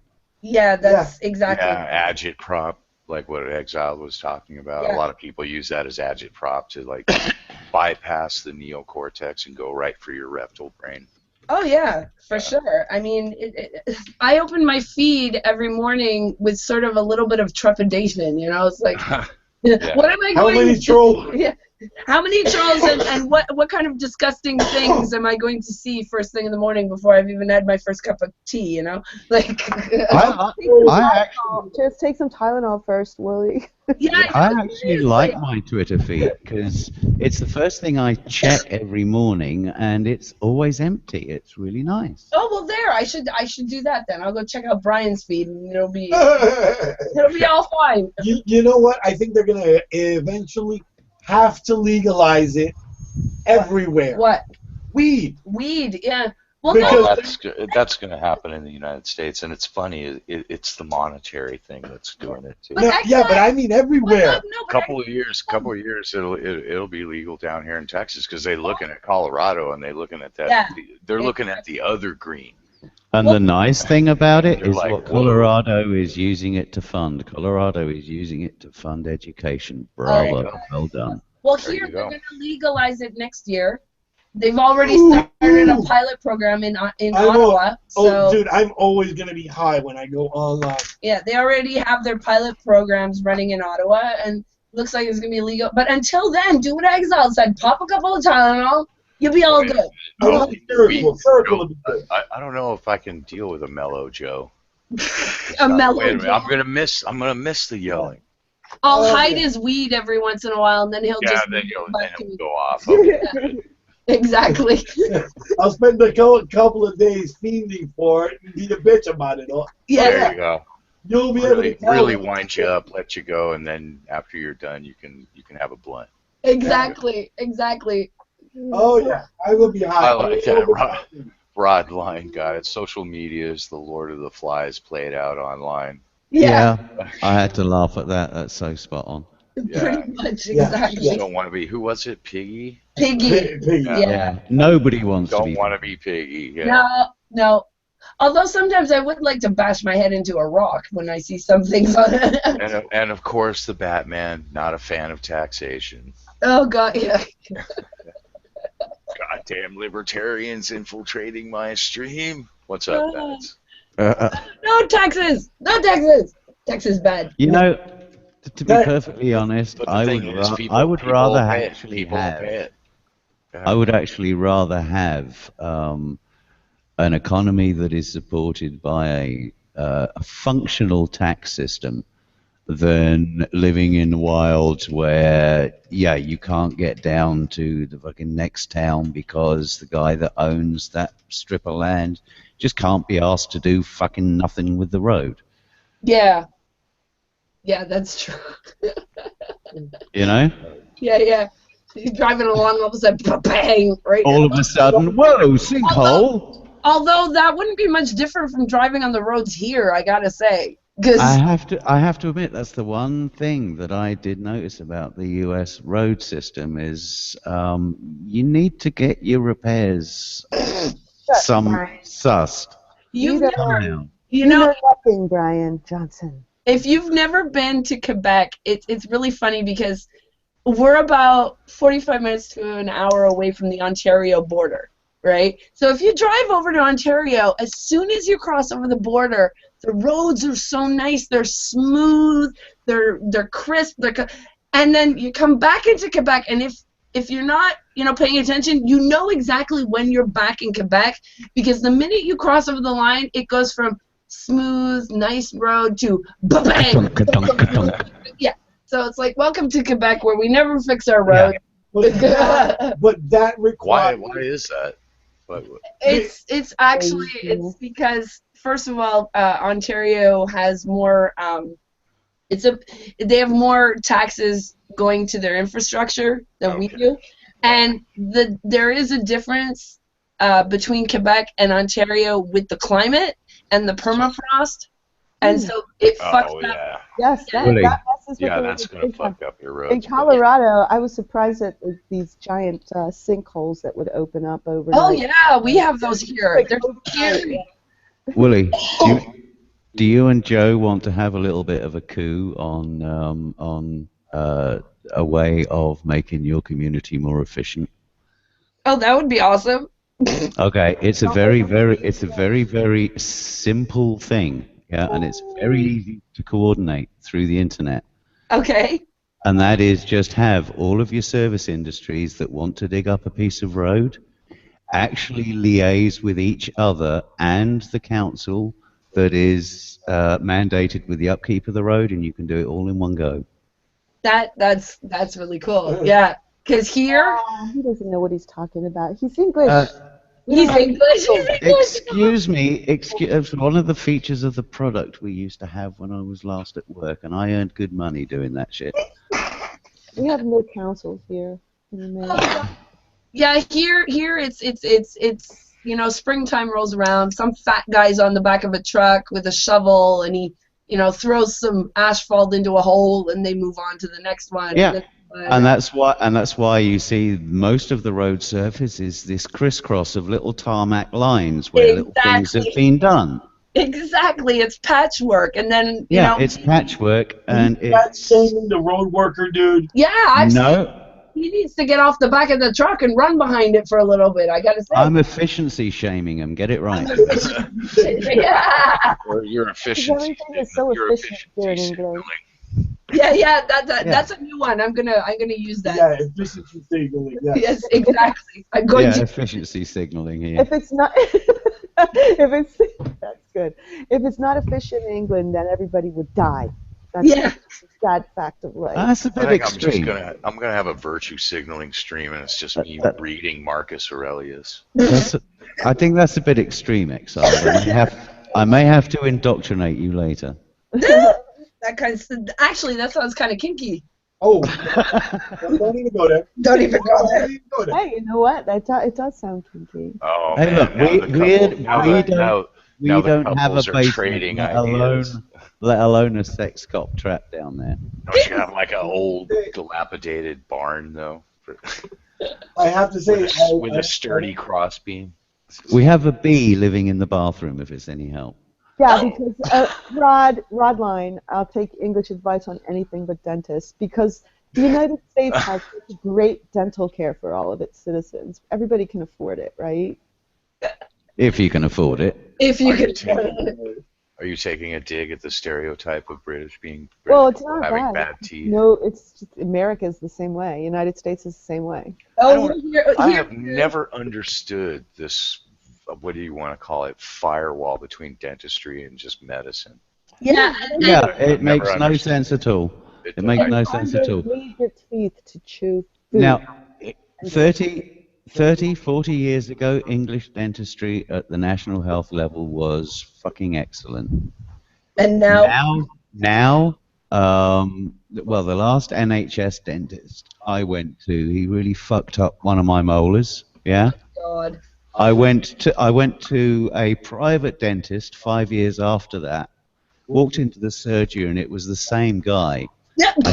I turned around. I and walked sat out. in the chair. Funny though. Sat in the chair, opened my mouth. He looked at it, saw his previous work, and said, "Oh, where did you have that atrocious thing done?"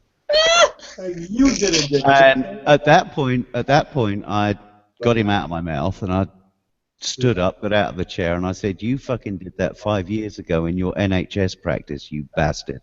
And I just walked out of the fucking. Oh, God. I can't believe the drunken peasants did that to Beach. I mean to Brett. Beach, what? Who? I was going to say, what did they do? They made him take his, or Oh, they yeah. offered him a challenge to show his false teeth and his gums. Oh, Brett Keane. Yeah. Yeah. I'm sorry, but how low can you go is not really good YouTube. Never watching. ask, because I always say that. Every time I say that, it's like the internet can't go any lower, Oh, it's gone. because It's it'll turn around and prove me wrong. It's Seriously, gone so I low, can't it stand- popped out in China.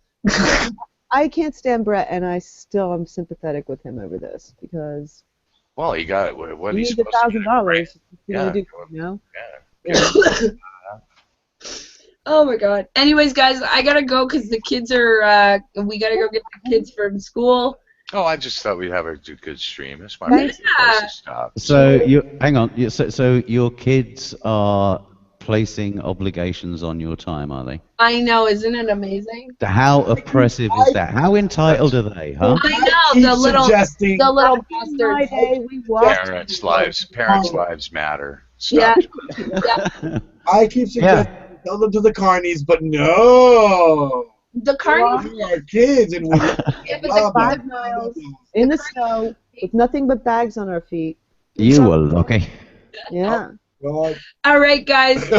It was All fun. right, Take well, it easy. Yeah. I'll talk to you guys later. Bye. So we're good, right? Yeah, we're good. I'm Yeah, fine. everything seems to be set. Okay. Yeah. We're good. Yeah, we're all good. It was just a misunderstanding, and it's Okay. cool. It's fine. Like I said, Twitter, where nuance goes to die. Seriously. All right, bye, guys. Have a good See one. ya. Take it easy. Take care. Bye.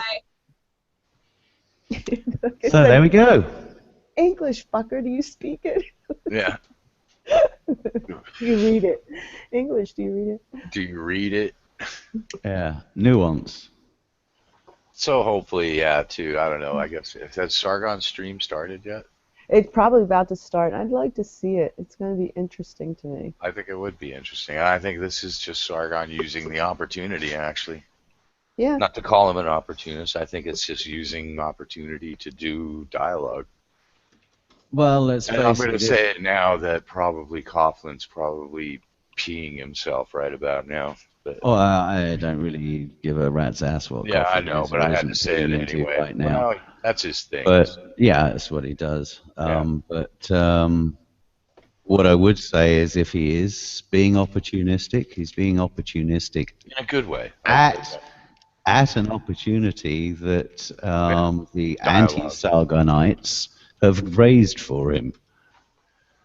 Yeah, they gave him a gift. In essence, Yeah, it's turning lemons into lemonade. because the no shit Sherlock version of that is okay. The EDL may endorse Sargon, which says absolutely fuck all about what Sargon may or may not endorse about the I EDL. think we made that clear. I think anybody. Oh, and JJ just rubbed her nuts on the chat. Oh. Ew. Ew, AJ. Ew. Ew. That's funny. I've got blue ball now. Good for you. Yeah, and she got her Rub those nuts. Yeah. blue-haired matrix rubbed all over the chat. I Yeah. have Yeah. it. I've been blue hair bald. It's not fun. Oh, God, really, JJ? Say hi to everybody else, but not me. Beachy. The beach, the swerve. What's that? Beach, the swerve. Oh, God, don't pray. I let her go on that. I rode her Oh, for a while on that. No, it was turf of the century. That's speaking of surf and turf. We went and Swerf turf. we went and took out. That sounds like a restaurant. I was just Go get just yourself- segueing into a yourself a- restaurant story. Oh, you did say turf? Okay. That's so funny. No though. sex workers and no trans allowed, but it's good food. I'll take Yeah, the swerve. just Yeah, she said. Yeah, she corrected you, Exile. She said, Yeah, "Turf, not swerve." JJ, keep your trans exclusionary bathrooms and Oh, target Rodline asked. Yeah, Rodline asked what's Sargon's stream topic. He's kind of riding on the tail end of this EDL, and he's going to be interviewing Tommy Robinson. Yeah, which is Should be that's interesting, going to be no an matter how you interesting- look at it. Yeah, it's going to be an interesting conversation, whatever your perspective. And he should interview controversial figures. I mean, Alex Haley did it with the leader of the American Nazi Party. Well, to be fair, if Sargon it was one of the best Playboy interviews. Sargon In fact, I is- think he got a Pulitzer for it. if Sargon is being expected to respond to his endorsement by the EDL, I think it's an absolutely spot-on, perfect move to speak to Tony Robinson to find out exactly what it is that the EDL are doing. Information. Vengeful Scarecrow says the interview was set up before the EDL. Okay, so there you go. But they kicked Huh. Tommy Robinson out of the EDL. I've just read that. No, he quit. Quit, fired. He quit. Quit, fired. Fired, quit. Yeah. You're Oh. fired. Yeah, You it's can't one of fire those. me, It's one I of quit. those. Yeah, you can't fire me. I resign. Yeah. I think it might have been. Okay. Well, we'll find out. We'll find out more.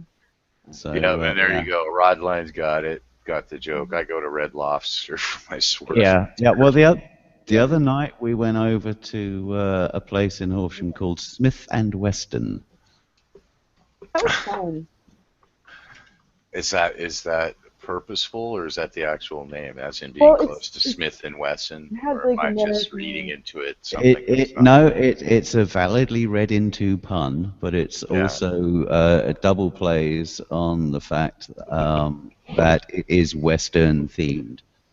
Ah, So okay. you there can get go. quesadillas, you can So get. you got the cowboy hats and the horseshoes and the Yep, bullwhips on the that's- wall, and it makes you Honey. feel like back when you were in Texas. There is your cowboy hat there, baby.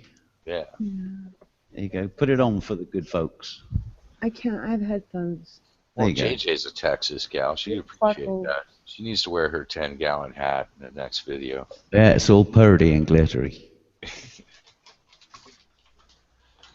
Oh, rhinestone cowboy action.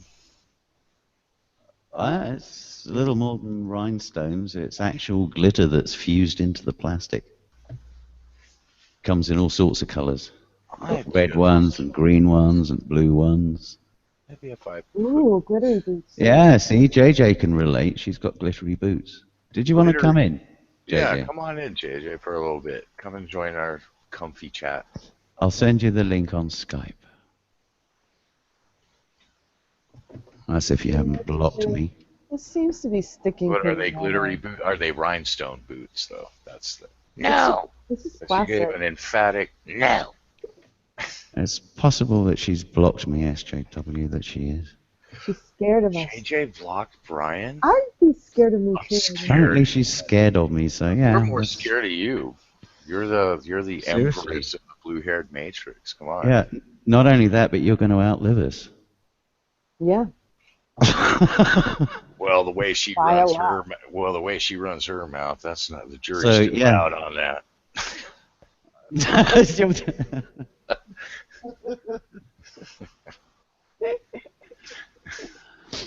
Yeah, Not till you. I was just kidding. was just kidding, JJ. Link sent on Facebook. Skype. Oh, she was kidding. Oh, you were kidding. Yeah. I'm like, what? Blocking drams. My favorite. I blocked you. Well, no, you won't make it to 25 if you keep guzzling drain cleaner the way you do, let's face it. That's a lie. She's fine. She's perfectly healthy. I could do with some tea. The dye in her blue hair will make You her are. immortal. Thank you. Well, it's probably more likely to be the McDonald's, according to a study I JJ, remember from the 90s. I used to think that. Now I'm old, and now I'm like, what the fuck am I going to do now? She says, I'm not going to make it to 25. I'm like, I used to think that. It's like, I'll be dead about my mid-30s. It's cool. And I'm like, oh, shit. Now what do I do? Yeah, mind you, I suppose it all depends which side lynches her for being too reasonable first, really, isn't it? Yeah, there's not much of that going on now. Everything's kind of... Well, that's because, to be fair, she's she's playing it safe. We could give the link to somebody like Verillo. We can just get some, yeah. See, I think where JJ is going wrong is she's going too down the middle of the line there. She's not upsetting anybody. Damn this reasonableness. What she needs to do is go. Why is your life sad, JJ? Aw.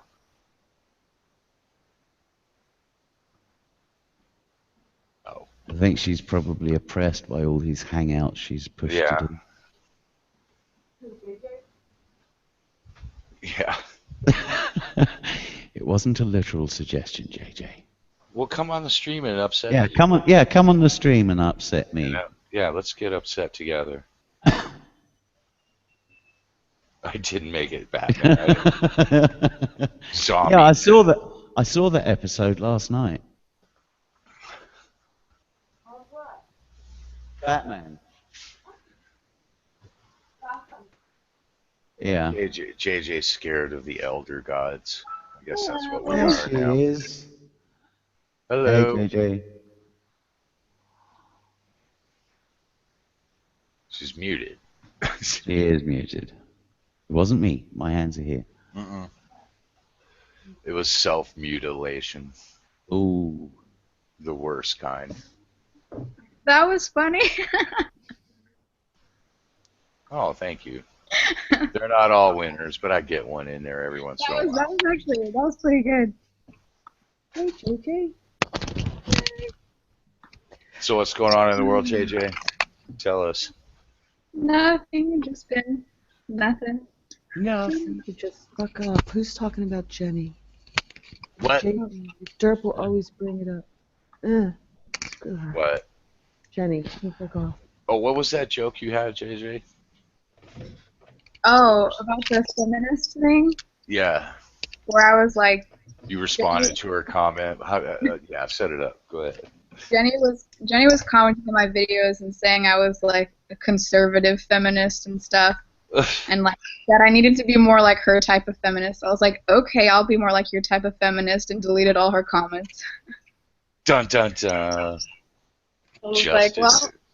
Justice is served. That's the solution. Poetic justice too. There you go. Agent of Doubt is watching. So, Empress of Gamergate, what's the latest news on Gamergate? Sorry, what? There's an Empress now? I got into a fight with some Gamergaters. Did you really? Who? On Twitter. They were defending social autopsy. Oh, that situation. Yeah, let's talk about it. I got direct targeted harassment. Oh no. Okay, set up Victim Bucks Patreon right now. And I'll fill it out. Right? We'll call the Brianna Wu Foundation, see if we can get you a grant. Yeah, right. So what happened? Michael. Explain. Oh, what happened? Nothing. I'm just like, I think social autopsy is a loon. The person is off their rocker.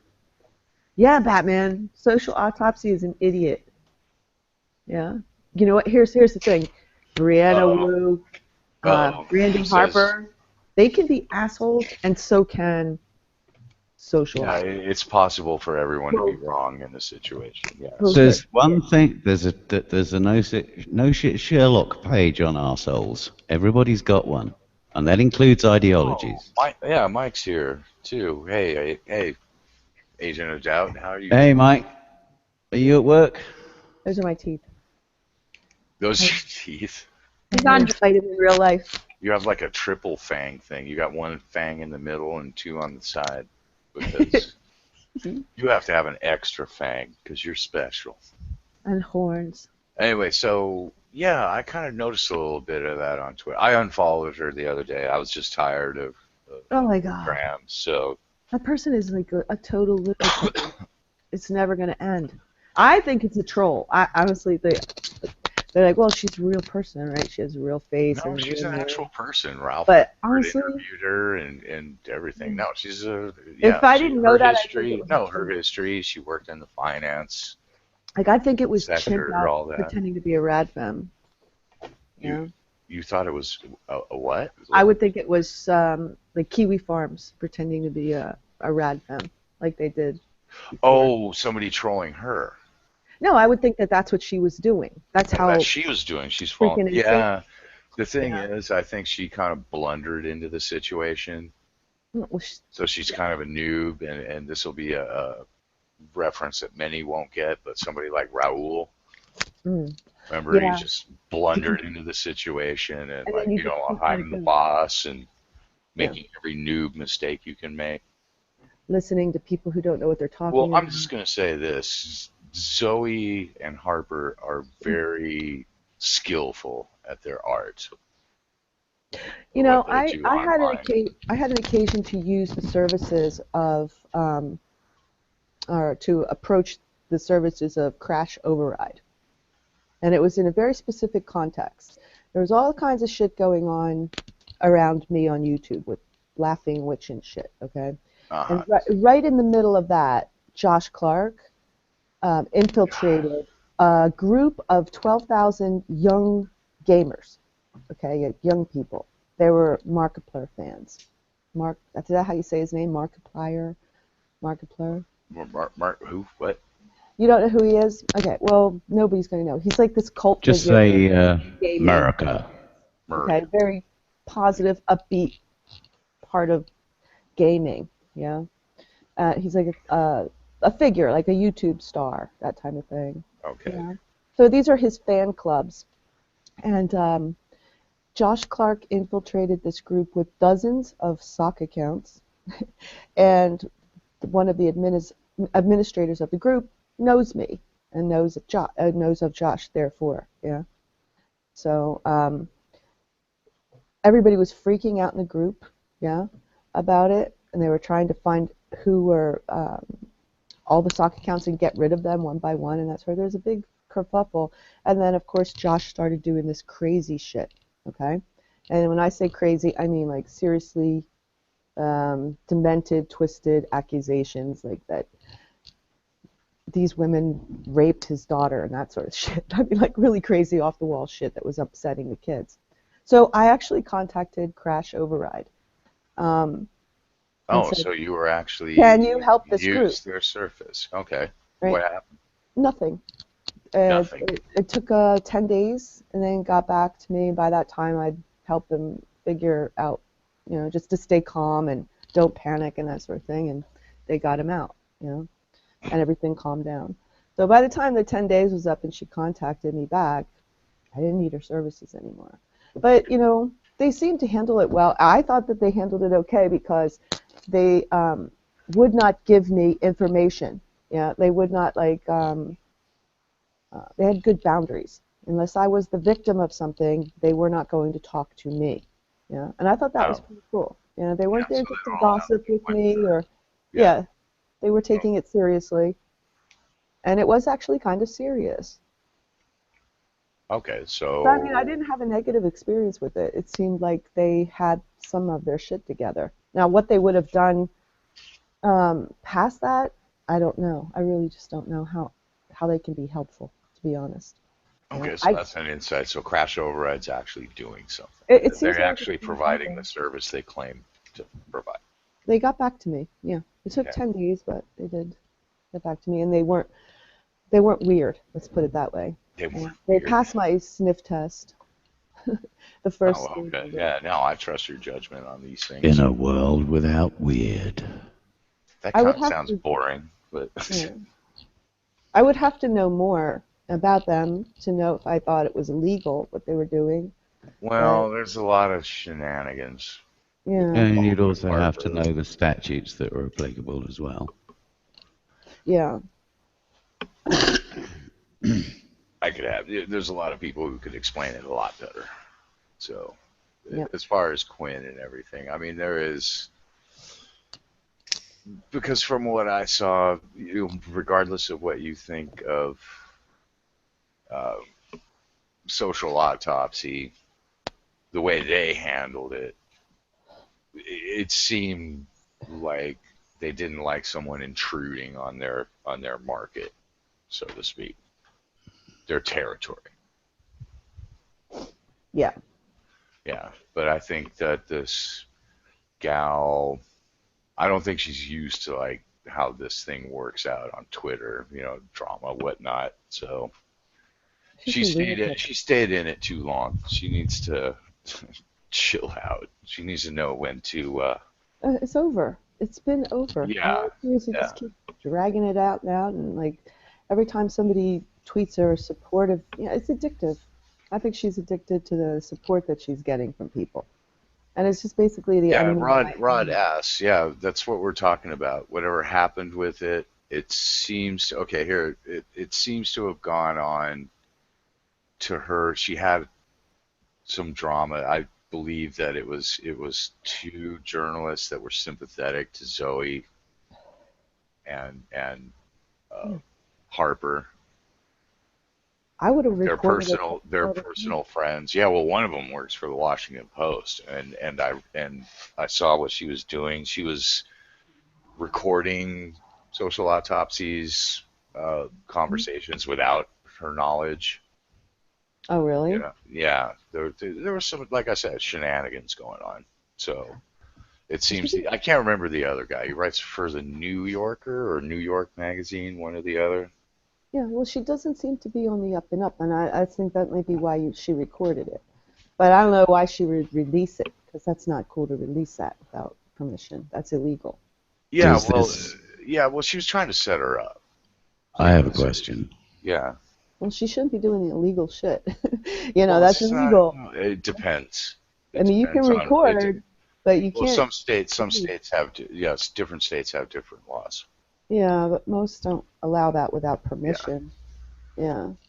Does this particular scandal have any illicit sex attached to it? Because that's what people want to know. Unfortunately, no. Damn. But we are talking about social autopsies. But Zoe and Harper. I'm just playing devil's advocate for the masses out there.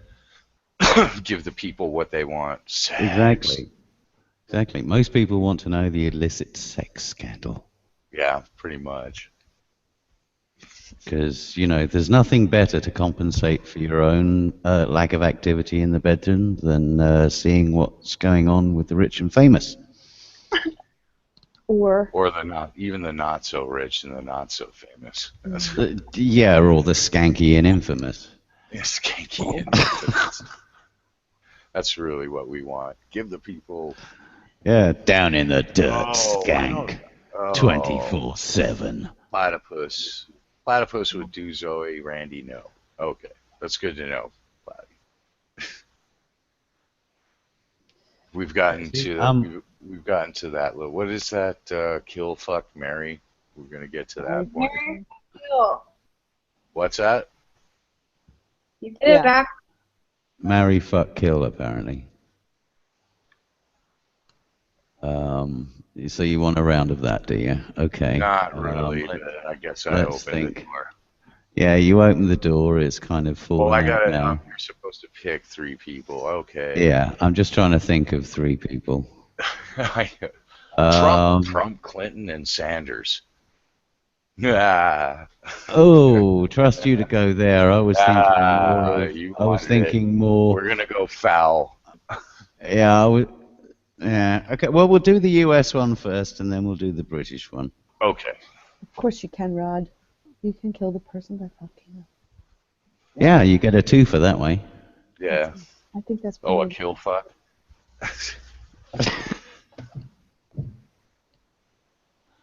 Nail them so hard they'll never recover.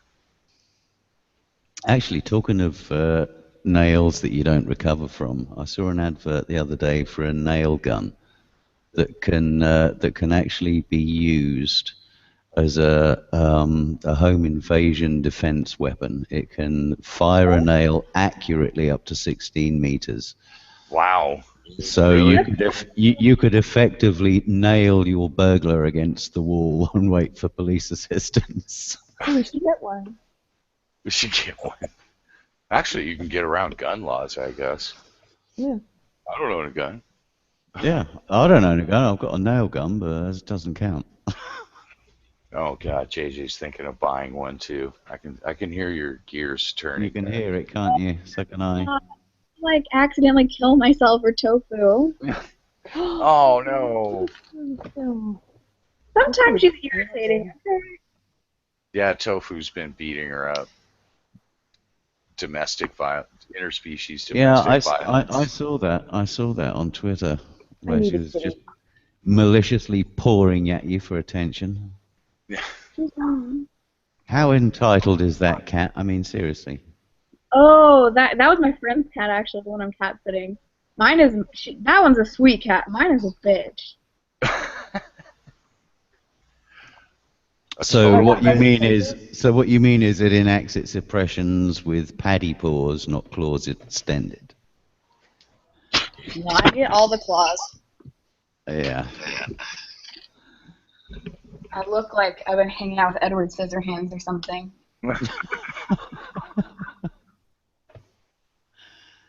Oh dear.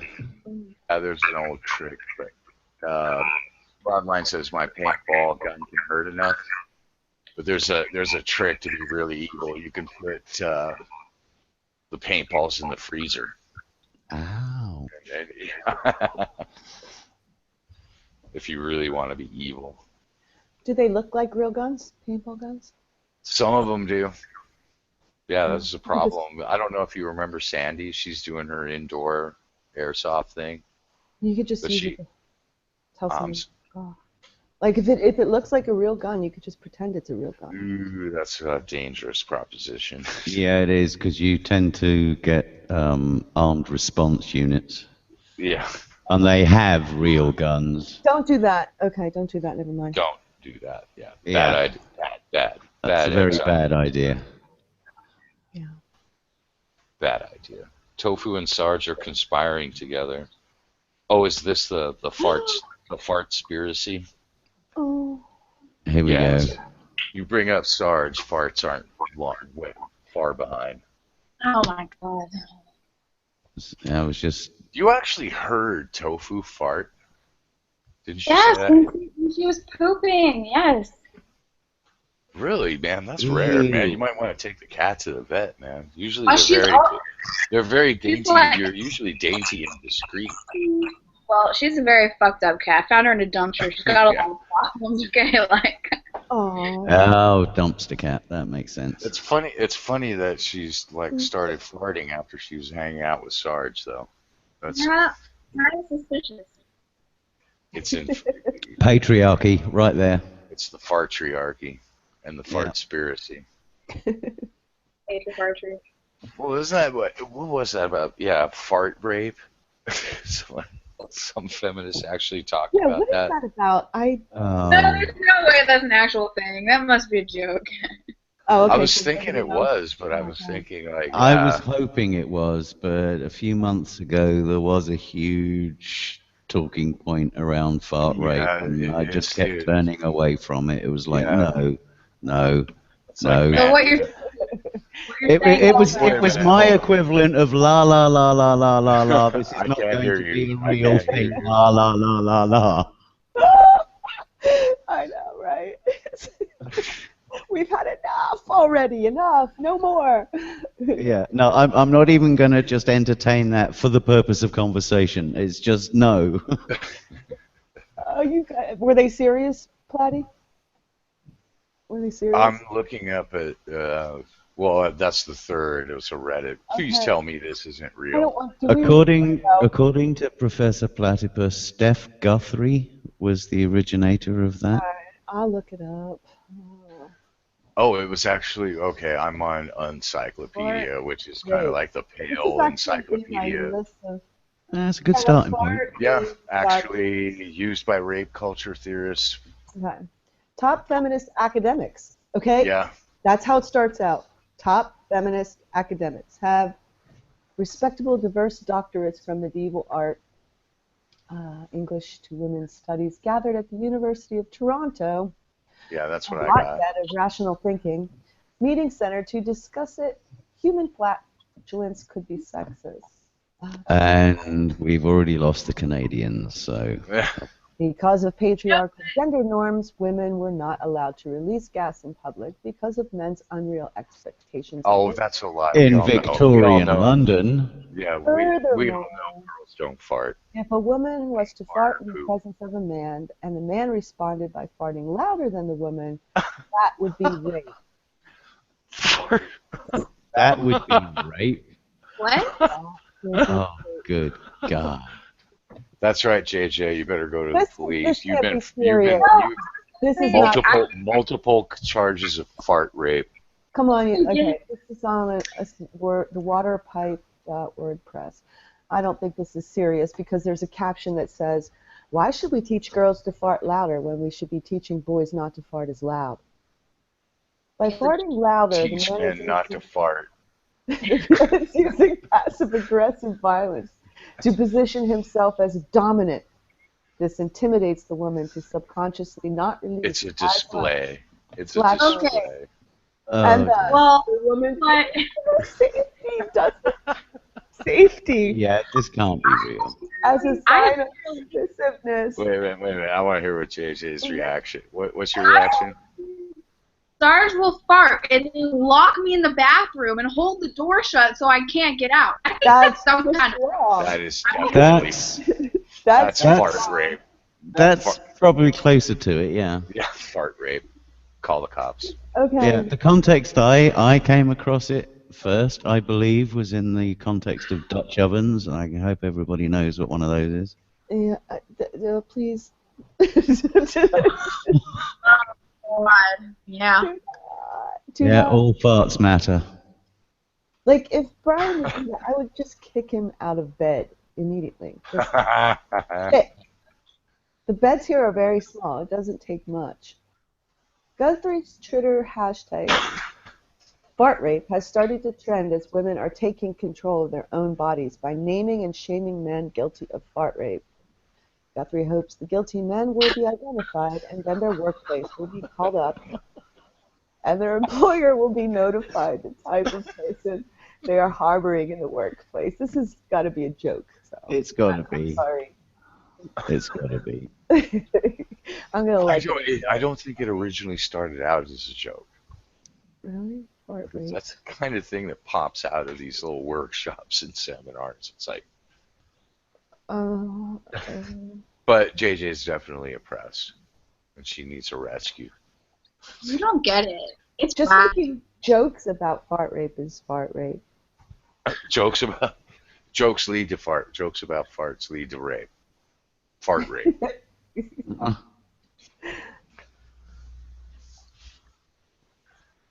No, How's everyone? Fart rape culture. Yeah. I was about to say, I suppose there is a cultural expectation if you're laughing and joking about farts for somebody at some point to rip one off. If Sarge was here, he would do it. Yeah, you see.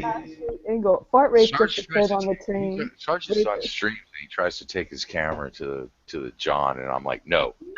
Always take the camera to the bathroom. I'm like, can you just like leave it not in the bathroom? Like, why are we shit right now? What is wrong with you? Hey, look, everybody, I'm Brown. And Quick one. this is why Instagram is dangerous, people. Oh yeah. Man is reported to police in Sweden for doing revenge fart after woman denied him. Swedish man reported to police after farting in woman's flat. Okay, so that's a case of fartribution. Fartribution indeed. This is not real. No way. I don't believe it. If I find out it's real, I'm going to shoot myself. It seems Agent of Doubt has come Yeah, I up saw with it. his own marry, Okay, you fuck, got it. kill. You beat Okay. me to it, so go ahead. Read All it. right. Okay, so Agent of Doubt would marry both me and Exiled for dual citizenship. He'd fuck Beacho to experience the Velcro of love when our chest hairs meet. And he would kill you, JJ, because patriarchy. Worse. I only have one question. Who's Vicky? Okay, Professor Platt, the hashtag was created by Guthrie. And Guthrie is anybody? That's Anyone? the person whose article was just read. Okay, so same person. Yeah, the one that started, according to feminist academics. Poop triggered. But yeah, it's kind of interesting that, isn't it? A lot of these trigger warning articles do tend to start with the words according to ... feminist ... science ... Some studies say, I like that one too. Yeah, Yeah. what study? What It study? might be that. And who the hell is studying farts? And what I How want did to know, what I want to know is what is fundamentally different about feminist science than regular science doesn't already handle. because science is a tool of the patriarchy. Now that was for real. There was actually, I'll have to try and look it up. A feminist said it was sexist to put the speed of light as the measure of all things because it was the fastest. I'm sorry, but a photon doesn't really give a shit whether you're I didn't male know. or female once it's been Does a photon drag along a pair of nuts while it's speeding through at 186,000 miles per second? It's the photon that is the Wouldn't that cause particular matter wouldn't of that cause light. drag? It would cause drag. Only if it's trans. Oh, trans photon. Yeah, trans photon. Photon that's in the middle of becoming an electron jump.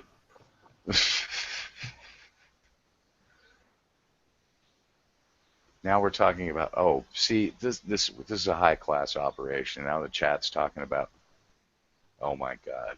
Yeah, the photon is actually a very interesting particle because She played his ass. That's so cute. it gets absorbed by an atom, yeah, in the form of energy, and it does the whole matter to energy thing. Wait a minute, yeah? is this cross-cultural atomic appropriation? It's quantum privilege. It's just the way things are. Yeah. Quantum. Check your quantum privilege. Yeah, and then when that electron is ready to jump again, what it does is it throws a photon off in order to jump. So the photon is actually created from the energy that the electron dissipates when jumping. So I think this is particle rape. It's an interesting relationship between energy and matter. And it just hops along and goes and rapes another particle. It goes and rapes another particle. All particles matter. I was actually having this conversation with Landon over at Pimp Monks a couple of weeks ago, and apparently the whole concept of victim blaming when it comes to the nature of the electron actually having a choice whether or not it absorbs the photon in the first place when the photon comes zipping in at that horrendous speed and says, "Hey, electron, time to party." Yeah. Apparently, the electron is actually in more control of that situation than we're originally led to believe by our observations. So victim blaming even happens at the quantum level. So Good There are job. no special Well snowflakes. done. High See, five. proof of patriarchy Honestly, on the you should have a subatomic level. degree in gender studies now. You should go and get that. If you can pull something like that off the top of your head, you'll be able to do it for a doctorate. Actually, I never got I JJ, I never really got your opinion on Sargon's petition and that issue. Any thoughts? Yeah, JJ. Yeah. I'm sorry, I missed that. What did you say? Sargon's petition and the whole thing about suspending quote-unquote SJW classes. I don't think I ever. I'm surprised you didn't like do a video on that. I was tempted to, but like Sargon and I kind of got into it, and I didn't want him to get more like agitated or upset or whatever. So it was Well, nice. he actually did show up in my like debut stream. Yeah. He was pretty wound up, but I blame Joe for that. Joe got him all wound up. Well, Joe is Joe. Yeah, he's so okay. So you don't want to make any waves then. I'm just saying in general. No, What's your opinion on the issue itself? I talked to him about it privately. I think it was very poorly written in the first place. Like SJW courses, like what's an SJW course? Obviously, Right. I think the problem is that if he's actually, he wavered between whether or not this is something he's actually trying to do and whether or not he was just trying to, make a scene or whatever. I didn't really get a clear, answer on that. But if this is something he's actually trying to do, it's so ineffective because the people he needs to talk to are going to see ban SJW courses or suspend them as like some stupid ideology war from the internet. Like, you can't use an internet term like that when you're trying to make something happen. Good point. And yeah. and it operates under the assumption that, okay, let's just say we know what an SJW class is. It operates under the assumption that every single class of that nature is all completely based off of misinformation, which is probably untrue. I doubt anything is based 100% off misinformation. So I feel like if you wanted to... I'm not sure that you can make that equivalent. Saying that a course contains misinformation is not the same as saying it's 100% informed by. Right, but he says, like, these courses have misinformation, whatever, so they need to be suspended, reviewed, whatever. I think that to make something like this happen, he's going to have to take, piece of information that he feels should not be taught by piece of information and address those specifically, rather than saying, like... Yeah, break it down. Like, I think one of them is the flawed study about rape statistics. I think that's one thing he did mention. That should be something that he takes that and says, like, this should not be taught in university courses. Right. Okay, so your main objection, well, you seem to have an objection limited to how he's going about this. What are your feelings on the principle of having such a review on this course content? I think if someone's like, hey, this is a piece of information, it shouldn't be taught, like, we need to address all of the courses that are teaching this and decide what we're going to do. I think that's fair and fine, but you can't like ignore the irony in his like banning of SJW stuff because I don't know if it's a banning of SJW stuff. I think it's an elimination of academically unsound stuff. Right. He's talking about suspending, not banning.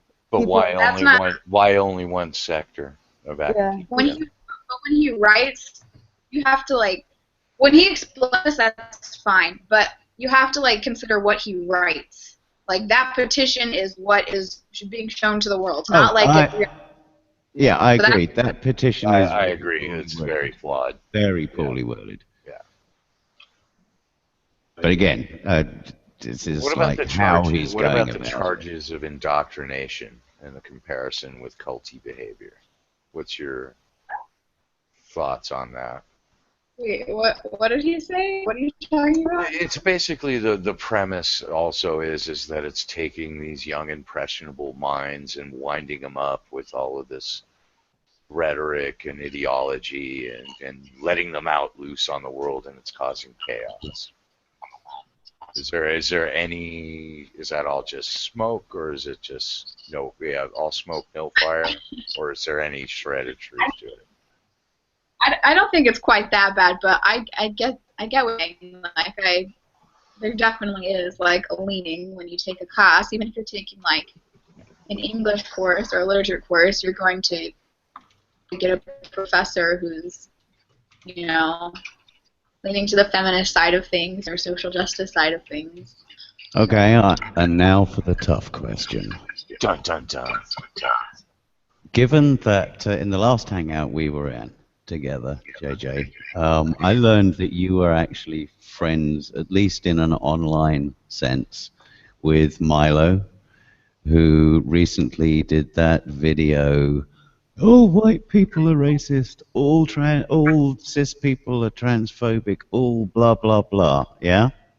Yeah.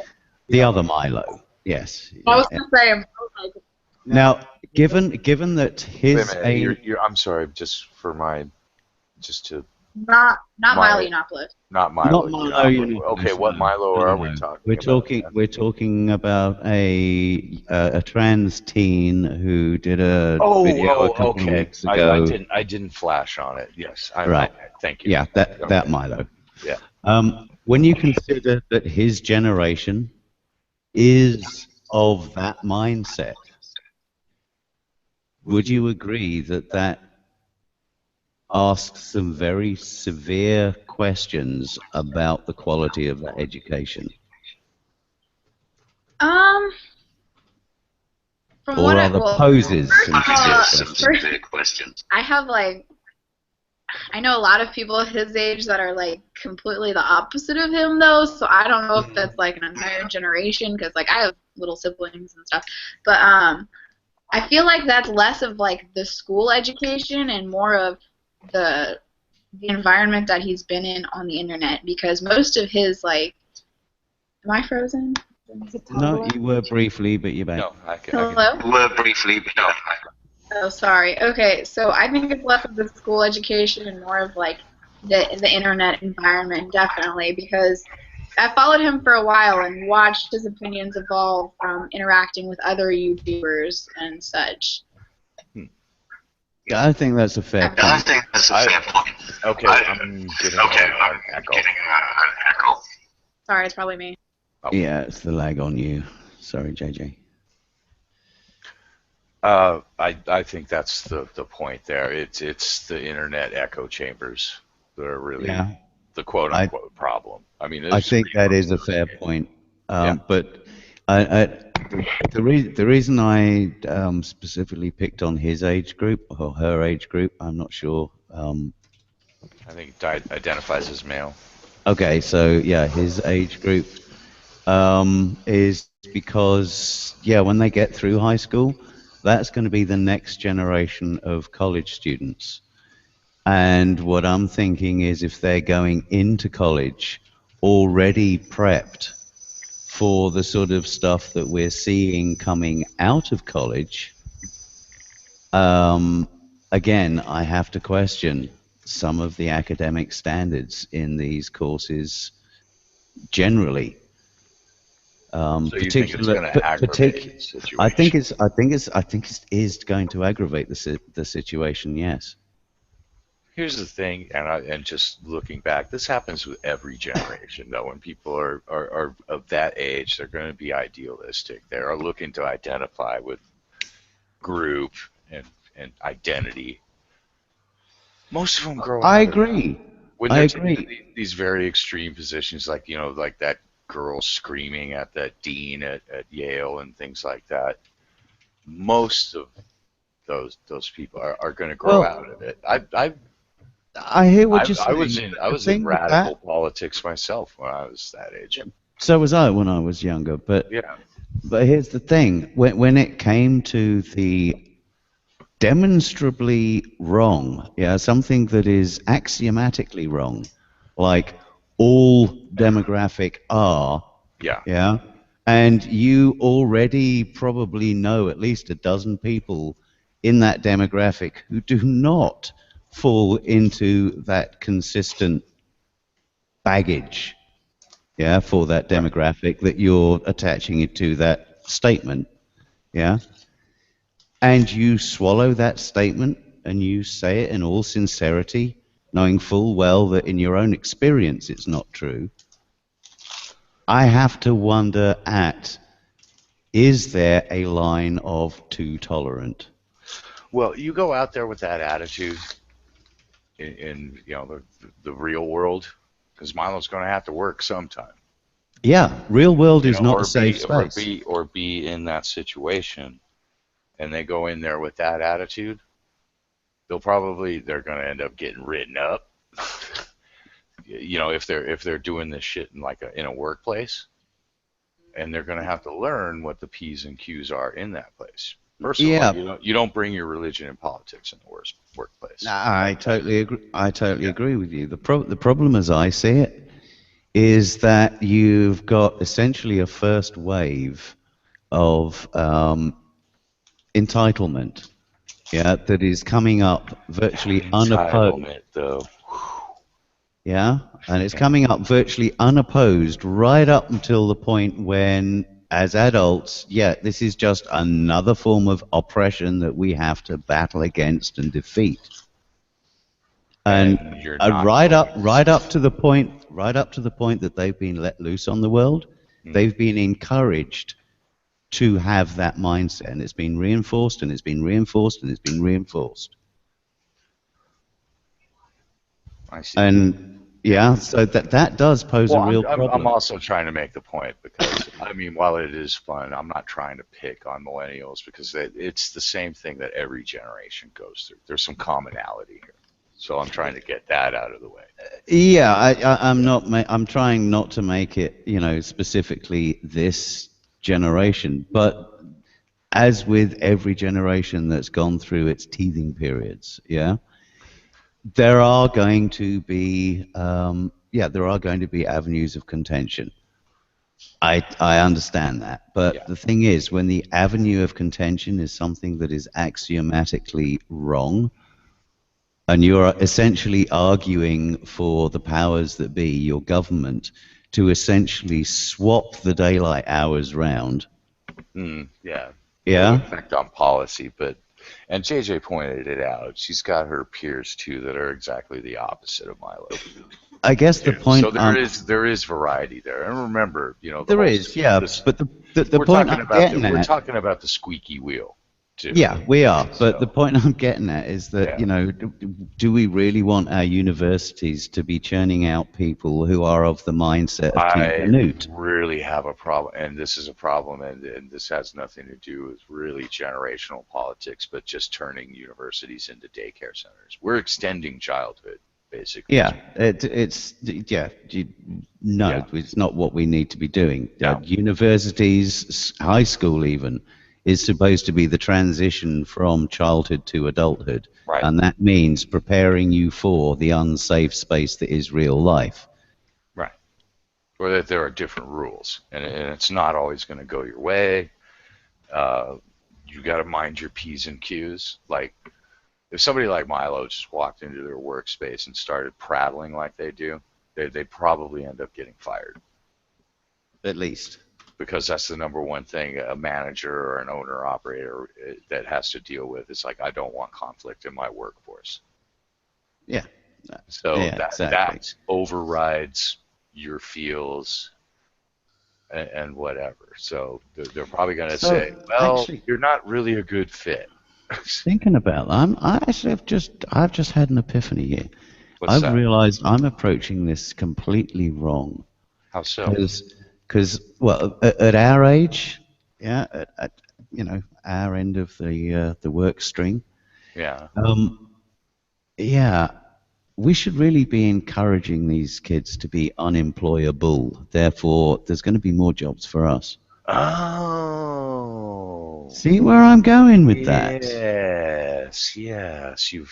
Yeah, You've experience channeled your inner suddenly monkey. Yeah. becomes a valuable commodity. Hmm.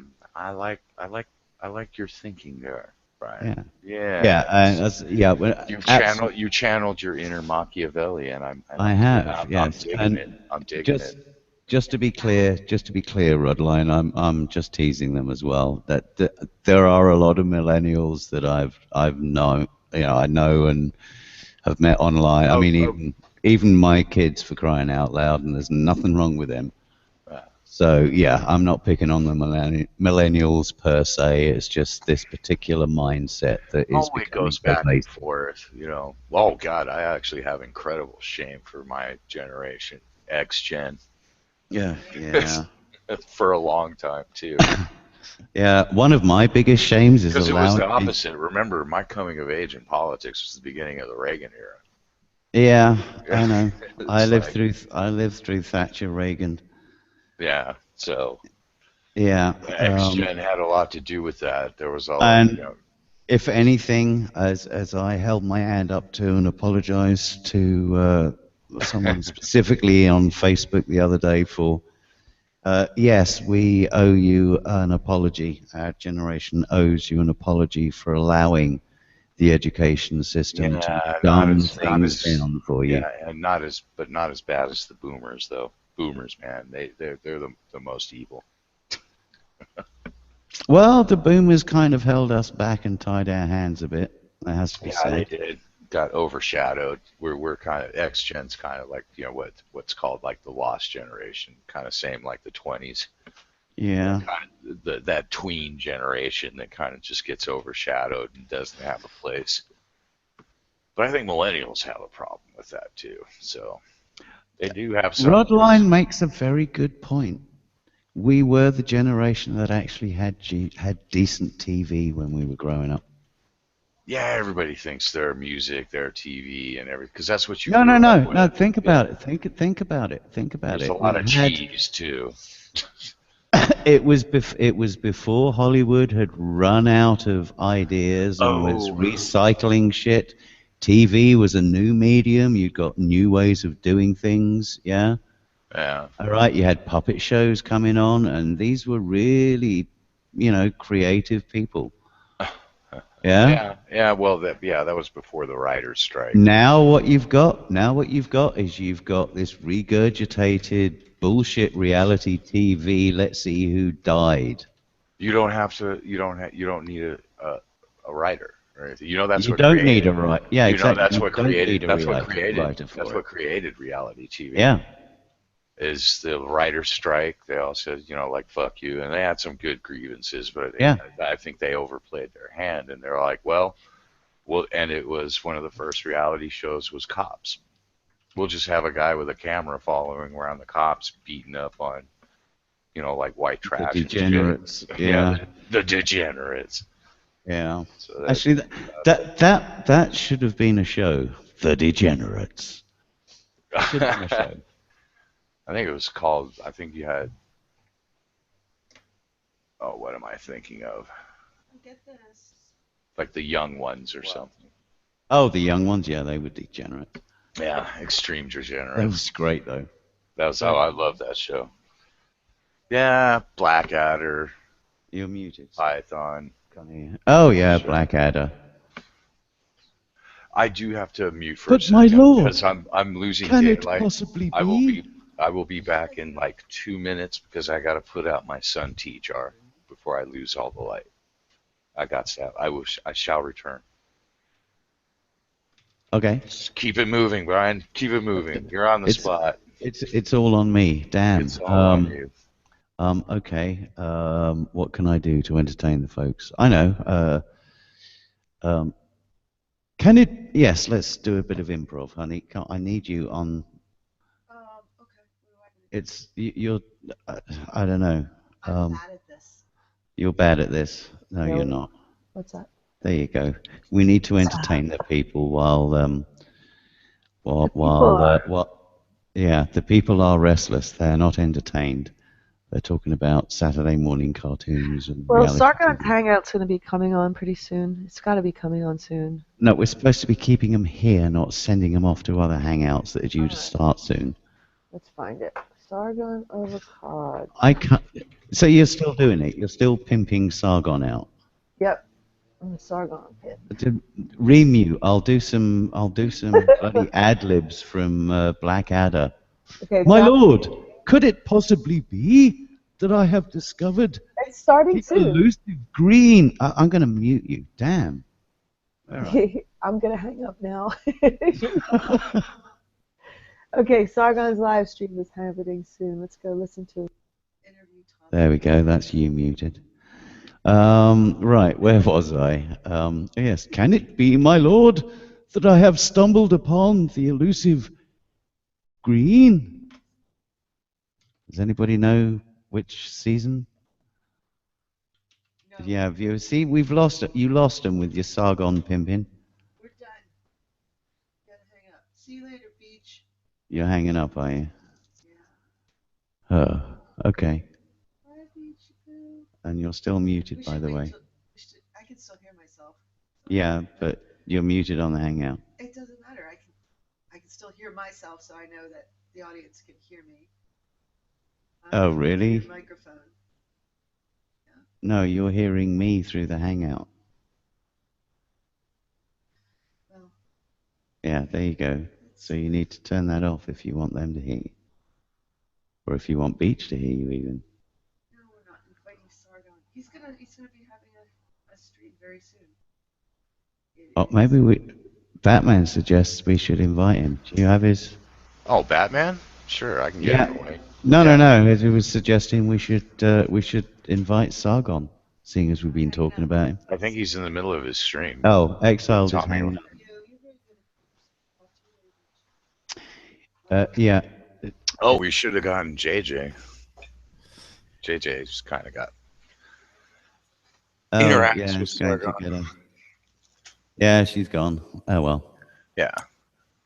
A little social butterfly. As she should be at her age. Oh, and there is a new Civilization game coming out too. Civilization 6. Oh yeah, I play them all the way back to 1. I think I played a couple of the early ones. I think Civ I'm a 4 was the fiend. last one I did. Yeah. Oh God, I just remember Civ 2. I played that game incessantly. I was just until my eyes bled. That's a lot of gameplay. Oh yeah. Yeah. Yeah, Bats. I'm sure he's doing his stream. I'll probably watch it afterwards. Look at this. Toronto police are leaving messages on Nerdy's channel. Okay, Oh my God, Toronto. this is fucked up. They All right, think it's on the internet. this is on Nerdy Dancing channels, apparently. Bit of drama live from a week ago. Toronto Oh. Police Service have posted under Nerdy Dancing's channel one of her videos. It has come to our attention that you have posted a podcast by Diana Davidson on YouTube on April 29th, 2016 that breaches a court order, namely the publication ban ordered by Her Honour Justice R. Rutherford of the Ontario Court of Justice on November 26, 2014, and publicly reiterated by His Honour Justice W. Hawkins of the Wow. Ontario Court on Justice February 1st, 2016. The breach of... I'm directing you to remove this YouTube podcast immediately and do not continue the breach of the court order. A charge of disobey court order could be laid against you. So, yeah. Does Nerdy live in the United States? I don't know. Does Nerdy live in the United States? Yes. Yes.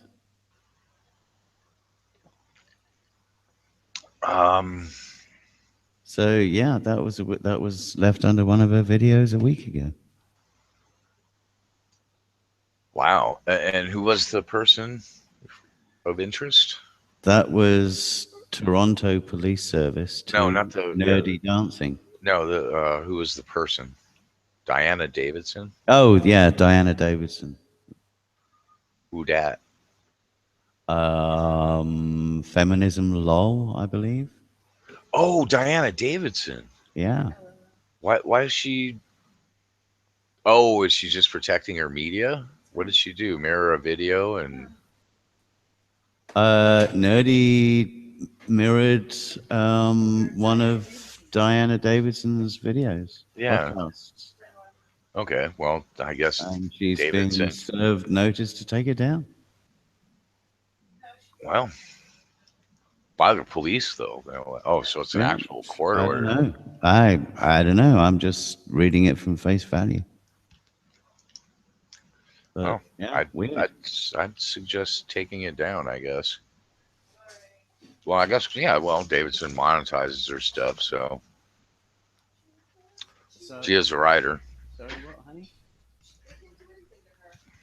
Oh. But Apparently, they can't do anything to her. She does what she everybody's got wants. everybody's got cooking recipes for ramen now. Very diverse here. Oh, well, Well, it's the lazy stream. What do you want?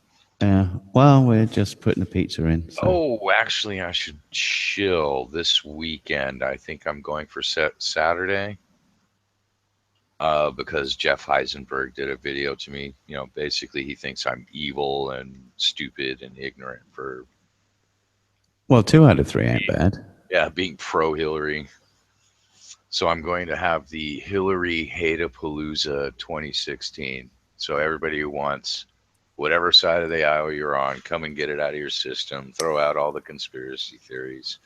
Show us your editorial cartoons. I only have What one have you? question.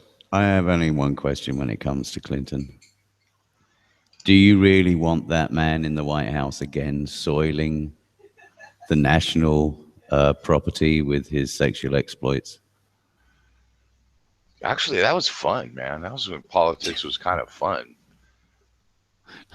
Better screwing an intern than the rest of us. Yeah, but it wasn't instead of, was it? It was as well as. No, Clinton, no. And no. Okay, well, let's argue. Ding, ding, ding, ding, ding. Maybe a little preemptive strike. Because I had my stream. Yeah. And basically, the principle is it's all like, I'm not all, yay, Hillary. You know, I'm not out there with my pom poms like you see people who support Bernie or Trump. It's like, no, I weighed the options. And as far as someone able to, very simply, I'm voting for competence and knowledge.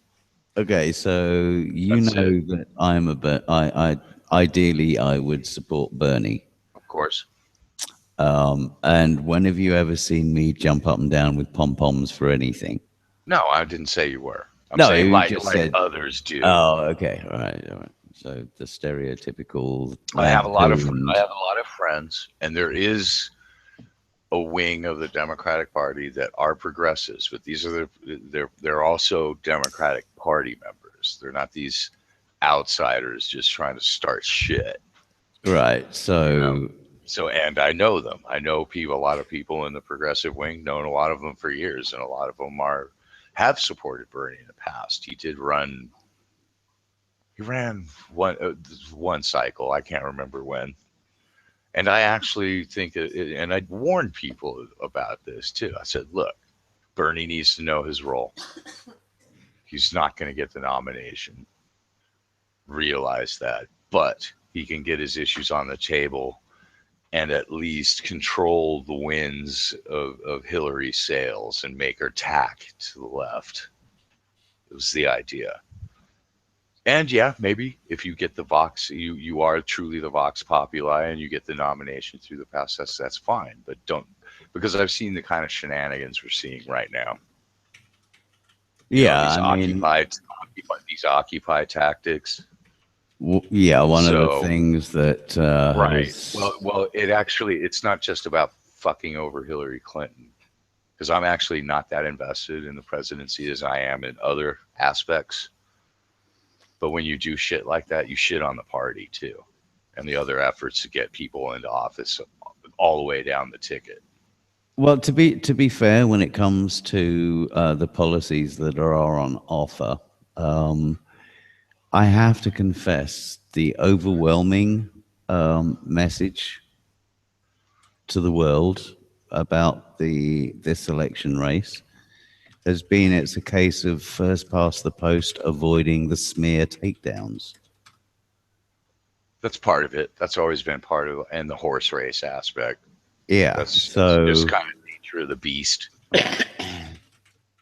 Remember, we're only talking about one office too, and I've kind of alluded to this earlier. I actually, when I'm choosing how to put my little penny's worth of political capital and doing whatever work I can do for years and many a cycle, I really don't care. I've really grown to despise this presidential cycle. Actually, I work for either a congressional rep, on the congressional level or the local level, because that's where change needs to happen. Do you know what's happening in 2020? I'm still trying to get to grips with what's happening in 2016. I'm already past it. It's already, the die is cast. The only reason I started making noise is because a lot of these Bernies were just shitting all over the living room carpet. So I'm totally with you when it comes to people shitting on my lawn, but yeah. I've had some of these people telling me to get out of my own party that I've worked for, that, because that's just the way it is. That's how I get the most leverage out of my puny little political capital. So that's the tool I have. Yeah. So when somebody comes in, and you make it effective. It's not just voting though. I also served on committees in the local, and showing up to a Democratic meeting, party meetings on, again, the local level, and on up. Highest I've ever gone was like state. Right. That was pretty, because it's investment of time and energy. So when I got these clowns who just show up every 4 years to like bang their pots and pans telling me how it's going to be, there's going to be a fight. And actually a lot of people have made because I got political memory. This, win or lose, Hillary, win or lose. There's some of these, I see some of these motherfuckers, I'm going to go after them. So, because they're just shit stirs, and they don't care. Well, I've actually had people say, "Oh, I don't give a shit about the party. I just want to get Bernie elected, or I just want to burn the system down." There's a lot of that fucking bullshit. Yeah, I mean, I have to say, to be perfectly honest, I wish there were provision in most democratic election systems to send a vote of no confidence to everybody that's running. I'm a fan of NOTA. I actually get along with libertarians better as a liberal than I do with a lot of these leftist authoritarian types. I'm not hanging that under the libertarian banner. I'm just saying. No. I'm talking about people who, but more, people of that ideological bent. We share a lot of values. Yeah, my commentary is purely and simply, okay, I've seen what each of you has to offer right now. Quite frankly, I wouldn't vote for any one of you. And guess what? It'll be noticed if you have enough votes. Bats and I have had this conversation. Yeah, this is. I'm a great supporter of NOTA. Yeah, this is one of the reasons why I've been looking into the whole concept of none of the above. None of the above. I think every ballot in every election should have that under every office. Yeah, because that's an important message that does need to be sent to stop the stem. Well, this is what I've told this before, and Bats and I we've talked about this a little more just in chat, is there's no such thing as a wasted vote. You cast your vote. There's no even if you spoil it. Yeah, that doesn't matter. You vote libertarian, green. If you don't turn up and vote, then your vote won't be counted under any circumstances. No. At least if you turn up and spoil your vote in some way, it will be included in a spoiled vote section. And it'll be counted at both parties. Yes. In that local, like if you get write-ins or people aren't voting for this office and that office, it'll be noticed. In the post-election analysis, Yep. If there is a disproportionately large or an unusually large percentage of spoiled votes overall, believe me, it Exactly. will call that election result into question and make Not the election everybody result, think. it's because let me tell you, when the real, because people who show up for elections, they show up too late Oh for yeah, the what result really will goes on. stand, but No, no. the What next cycle is what I'm talking about, when serious questions will be asked with the regards thing where everybody is heading. the thing is, and this is what I've done, and both parties will do this, and depending on what you are, your legislative district level, whatever, up to the state, up to national, is they will crunch those numbers. They look at the demographics, turnout, all of that thing. They look at it. They analyze that shit all as Yeah. much as they can. So And the reason they if do you it is manage, because it's important for the next cycle. yeah, because you'll always have like 1 to 3%, like voting for third party. You call it spoiling the ballot, I guess, but I don't know. I don't really use that term because I say every vote fucking counts. If Well, it a spoiled paper would be something along the lines of deliberately voting for everybody or writing oh none no, across it, no, the deliberately making it not count for any candidate in particular. that'll just be counted as a spoiled ballot. Yeah, That won't. that's That the type really of won't. spoiled That won't ballot make that I'm it. That talking won't make it in the numbers. What I say is like if there's something about. like NOTA or write-in Mickey Oh, Mouse, okay. write-in Mickey Mouse. Those votes will be looked at. It won't be looked at like a write-in. In that context, it The would be not. number. It would be none of the above. Yeah, that's what I'm saying. That's why I favor NOTA, so it'll always be there, so you can do that because it does. It sends a message to Yeah. the parties too, whether it be your local district or and on up.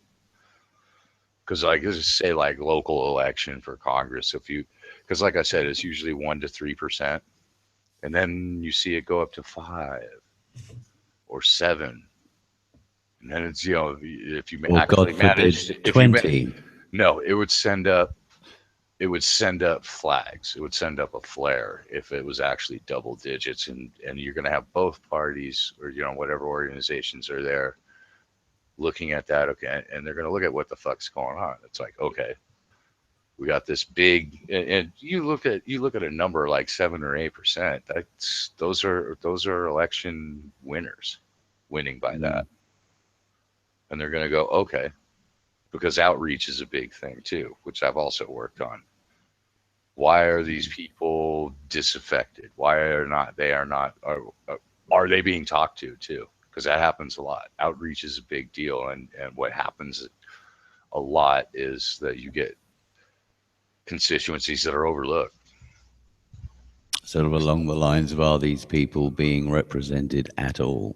What do they have to say? What do they want? Because at the end of the day, leaving the Machiavellian besides and just making it a horse race, there are people in the party and who do serve that do want to represent their constituents. That's the job. Yeah, that is the job. That is the job right then and there. What's worrying It to me still is, but but what I'm describing to you is there's just been a downtrend of that communication between structure and constituency. So I'll give you that. Yeah. And it's going to cause that by default. But that's also on the electorate too. That's people either being ignorant of the system. Or just I hesitate to use the term blatant. I hesitate to use because they don't know how to do it, and they think it's a big hassle and everything. And depending on who you are, you should be engaged on some level, at least knowing what you're voting for. I'll settle for that. The educated voter. Oh yeah. That's a deliverable. That's a goal. And again, curse you, education system, for the dumb down. They dumb down. They don't really teach citizenship and civics and history like that. That's a travesty. I know a lot of people like to concentrate on STEM, but I'm all like, wait a minute. We need an educated people who are educated citizens in the country they live in. In their communities that they live in, what's going on, how it works, why they're being taxed, how their tax money is being spent. Yeah, exactly. How to express yourself. how to interface with that system, both on party level and official level, government And how to level. do so viably as well. Right, how to conduct yourself. Because that's one of the first people. It's like, well, I want to talk about, they a lot of, oh, I'm going to yell at this guy, and they go in there, well, I'm a taxpayer, you work for me, and everything. And it's like, no, you're talking to people. You don't talk to people like that. Yeah. Oh, trust me, you get a lot of that. You also get a lot of the weirdos. People like, I guess Amendum, when he used to go to his town council meetings, you get those guys. But yeah, learn how to talk to people, how to write a letter, pick up the phone and talk to, because a Congress critter will have 3 or 4 offices in a district. Because they represent about, I think it's 375,000 people now. So there's 3 or 4 districts, and odds are there's one's going to be close to you. But people don't do that. And I get the, I don't have time, and I don't have. You hear the excuses too, because I got to say, you got to put it on the electorate on some level. I don't have time, and it's all like, well, make time. Or just roll over and just let the system do whatever it wants to you, then, and not have your inner voice. If you can't make time, then don't complain. And if you really are that disenchanted with the system, the very least obligation you should feel is to at least make a none of the above vote. Absolutely. Like I said, I support that. That should be on every ballot for every office every time. And if it isn't, write it in. Or write in. There's a lot of ballots that don't have write-ins either. Ballots are determined on state and county level, what's on them and what's on them. A lot of states don't have write-in. And even in those states that do, you can end up being in a county that doesn't. But see, I'm telling you this because I know how the system works. Yeah. There's actually a Rodline, county. Rodline actually makes an interesting point in the chat room. It says he takes his D20 dice with him into the voting booth, and D&D rules guide his votes. Yeah, dartboard, bird augury, sure. And it's an interesting system. I'm kind of intrigued as to how it would work, but he likes stickers too, so they give him a free sticker. Maybe we should give out lollipops like pediatricians do. Lollipops. Yeah. Oh, you were a good boy. You took your shot. Here, have a lollipop. Yeah. Yeah. Instead of it being polio on a polio vaccine on a lump of sugar, just give them a little drop of LSD or something. Well, that would be kind of interesting. That'd be trippy, wouldn't it? Yeah, definitely. I mean, can you imagine that coming up as you're walking home from the polling booth, and you start second guessing your vote? Yeah, that would be a fucking nightmare. I voted for the lizard man. Wait a minute. Instead of the gray alien. Instead of the gray alien. Shit.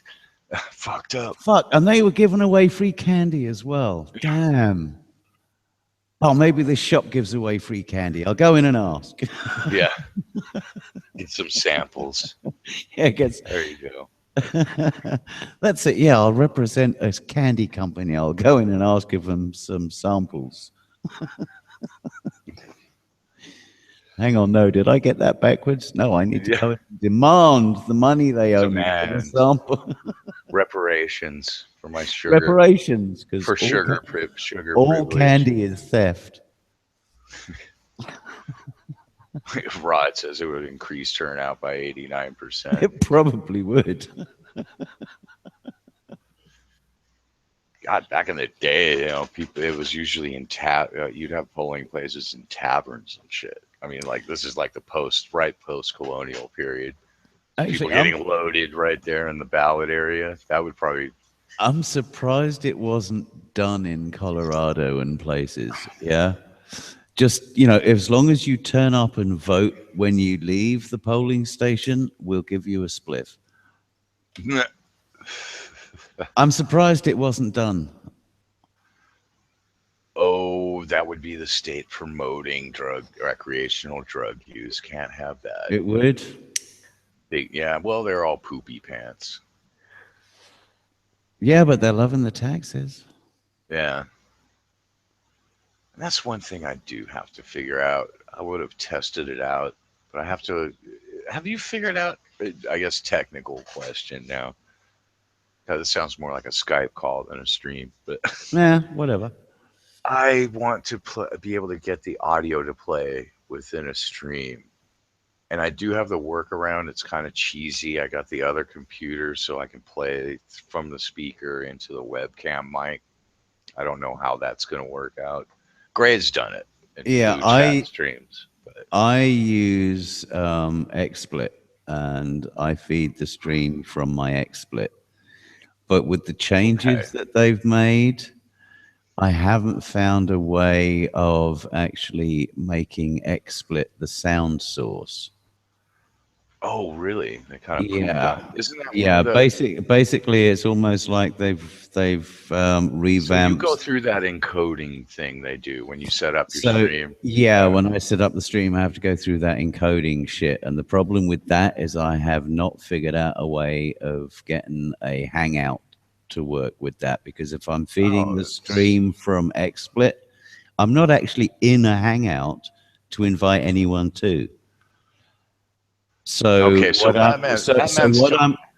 I'm Oh. thinking is that you have to actually open an off-air Hangout, yeah, and actually do a screen share on XSplit of the Hangout, and then broadcast that to the stream. Wow. So, I believe that's how 13 Heathens does it. okay. Yeah, he's kind of got that. Wow. Yeah, it does seem very convoluted. But if you don't want other people in the Hangout, or you're prepared to I bring don't them in through understand. Skype or something, then you Yeah. have to basically run to Hangouts. No, playing video though, not bringing someone else in. If you just want to play video, then yeah, you just set up an XSplit scene that's got that video loaded. Oh, Rodline's question is: I'm not starting them from G Plus. I'm starting them through YouTube through their our streaming application. streams. Yeah, Our There's- streams yeah, there's started two- from G Plus or YouTube. If you're using the live stream on YouTube, you have to feed it from an encoder, and there's various encoders you can get. Yeah, that's Batman's got the other one. I think that's kind of what Gray is doing there too. Make the second account. You have a second account. Join the stream. Yeah, broadcast. Batman says that's What about how you do OBS? it, yeah. What about OBS? You ever use that? I don't know what OBS is, but Agent of Doubt did mention there's a Google Chrome plugin or something Oh, okay. that makes Hangouts work with the live streams. And I'll Cave have to look Dollar at that. says, or there's the quick way. What's the quick way, Cave? The quick way is when you go into start your live stream and you go into the advanced settings, it opens up a page that gives you a radio button selection between quick, which plugs into the Hangout stream, or encoder or custom. Yeah, which I'm using the yeah. Now we can still see those options, but the quick is disabled. You can't switch away from it. So okay. I'm gonna have to do another.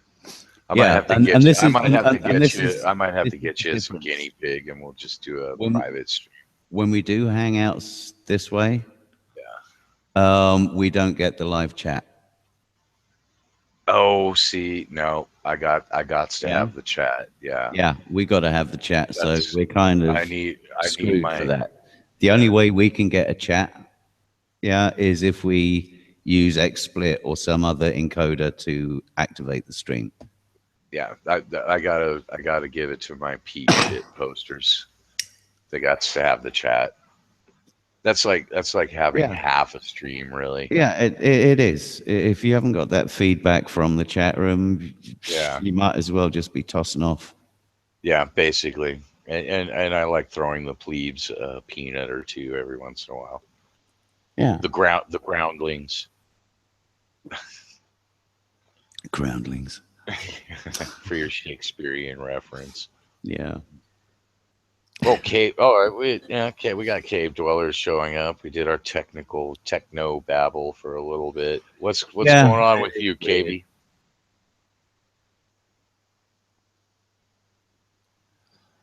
Oh, Rod. Yeah, side chat would be in the Hangout itself. It's only amongst whoever's in the Yeah. broadcast. Yeah. Yeah, we're talking about the chat that you guys are on at the moment. Yeah. The outside chat. Yeah. The cheap seats. The cheap seats. I love my audience because I beat them out of love. They seem to appreciate it as well, which is amazing. Throw them some red meat every once in a while and a bouncy ball. Ah, yes, the bouncy ball. Give them the bouncy ball. Look, shiny keys. Last year we had a dog like that. Bleacher bums. There it is. Rod's got it. Bleacher bums. Oh, beach is awesome. Thank you, KV. I kind of like these lazy, just talking shit streams. Pretty, fairly stress free. Yeah, it's a piss off that we can't do them without, Make beach great again. Great again? When was I ever great? That's kind of the question there. I'm gonna build a wall around the internet. Well, it's the same thing, with like, do you want more of something that you've never had, or do you want less? I'll do my Barlow impersonation. I'm gonna build a wall around the internet to keep out the cucks. Oh, I'm getting deja vu on Pink Floyd. We actually, oh yeah, no kidding. Actually went through the whole stream. We even had JJ and talking about Sargon. We didn't mention Storm the Beach. Hashtag Storm the Beach. Here you go. Bring it on, you Spurgs. Ooh, pizza. Oh God, I wish I had some pizza. I do kind of. I have to end it at some point. I think we'll end it right now. There we go. I will be when I figure this out. I will be doing. Yeah, Jeff Heisenberg did do a video to me about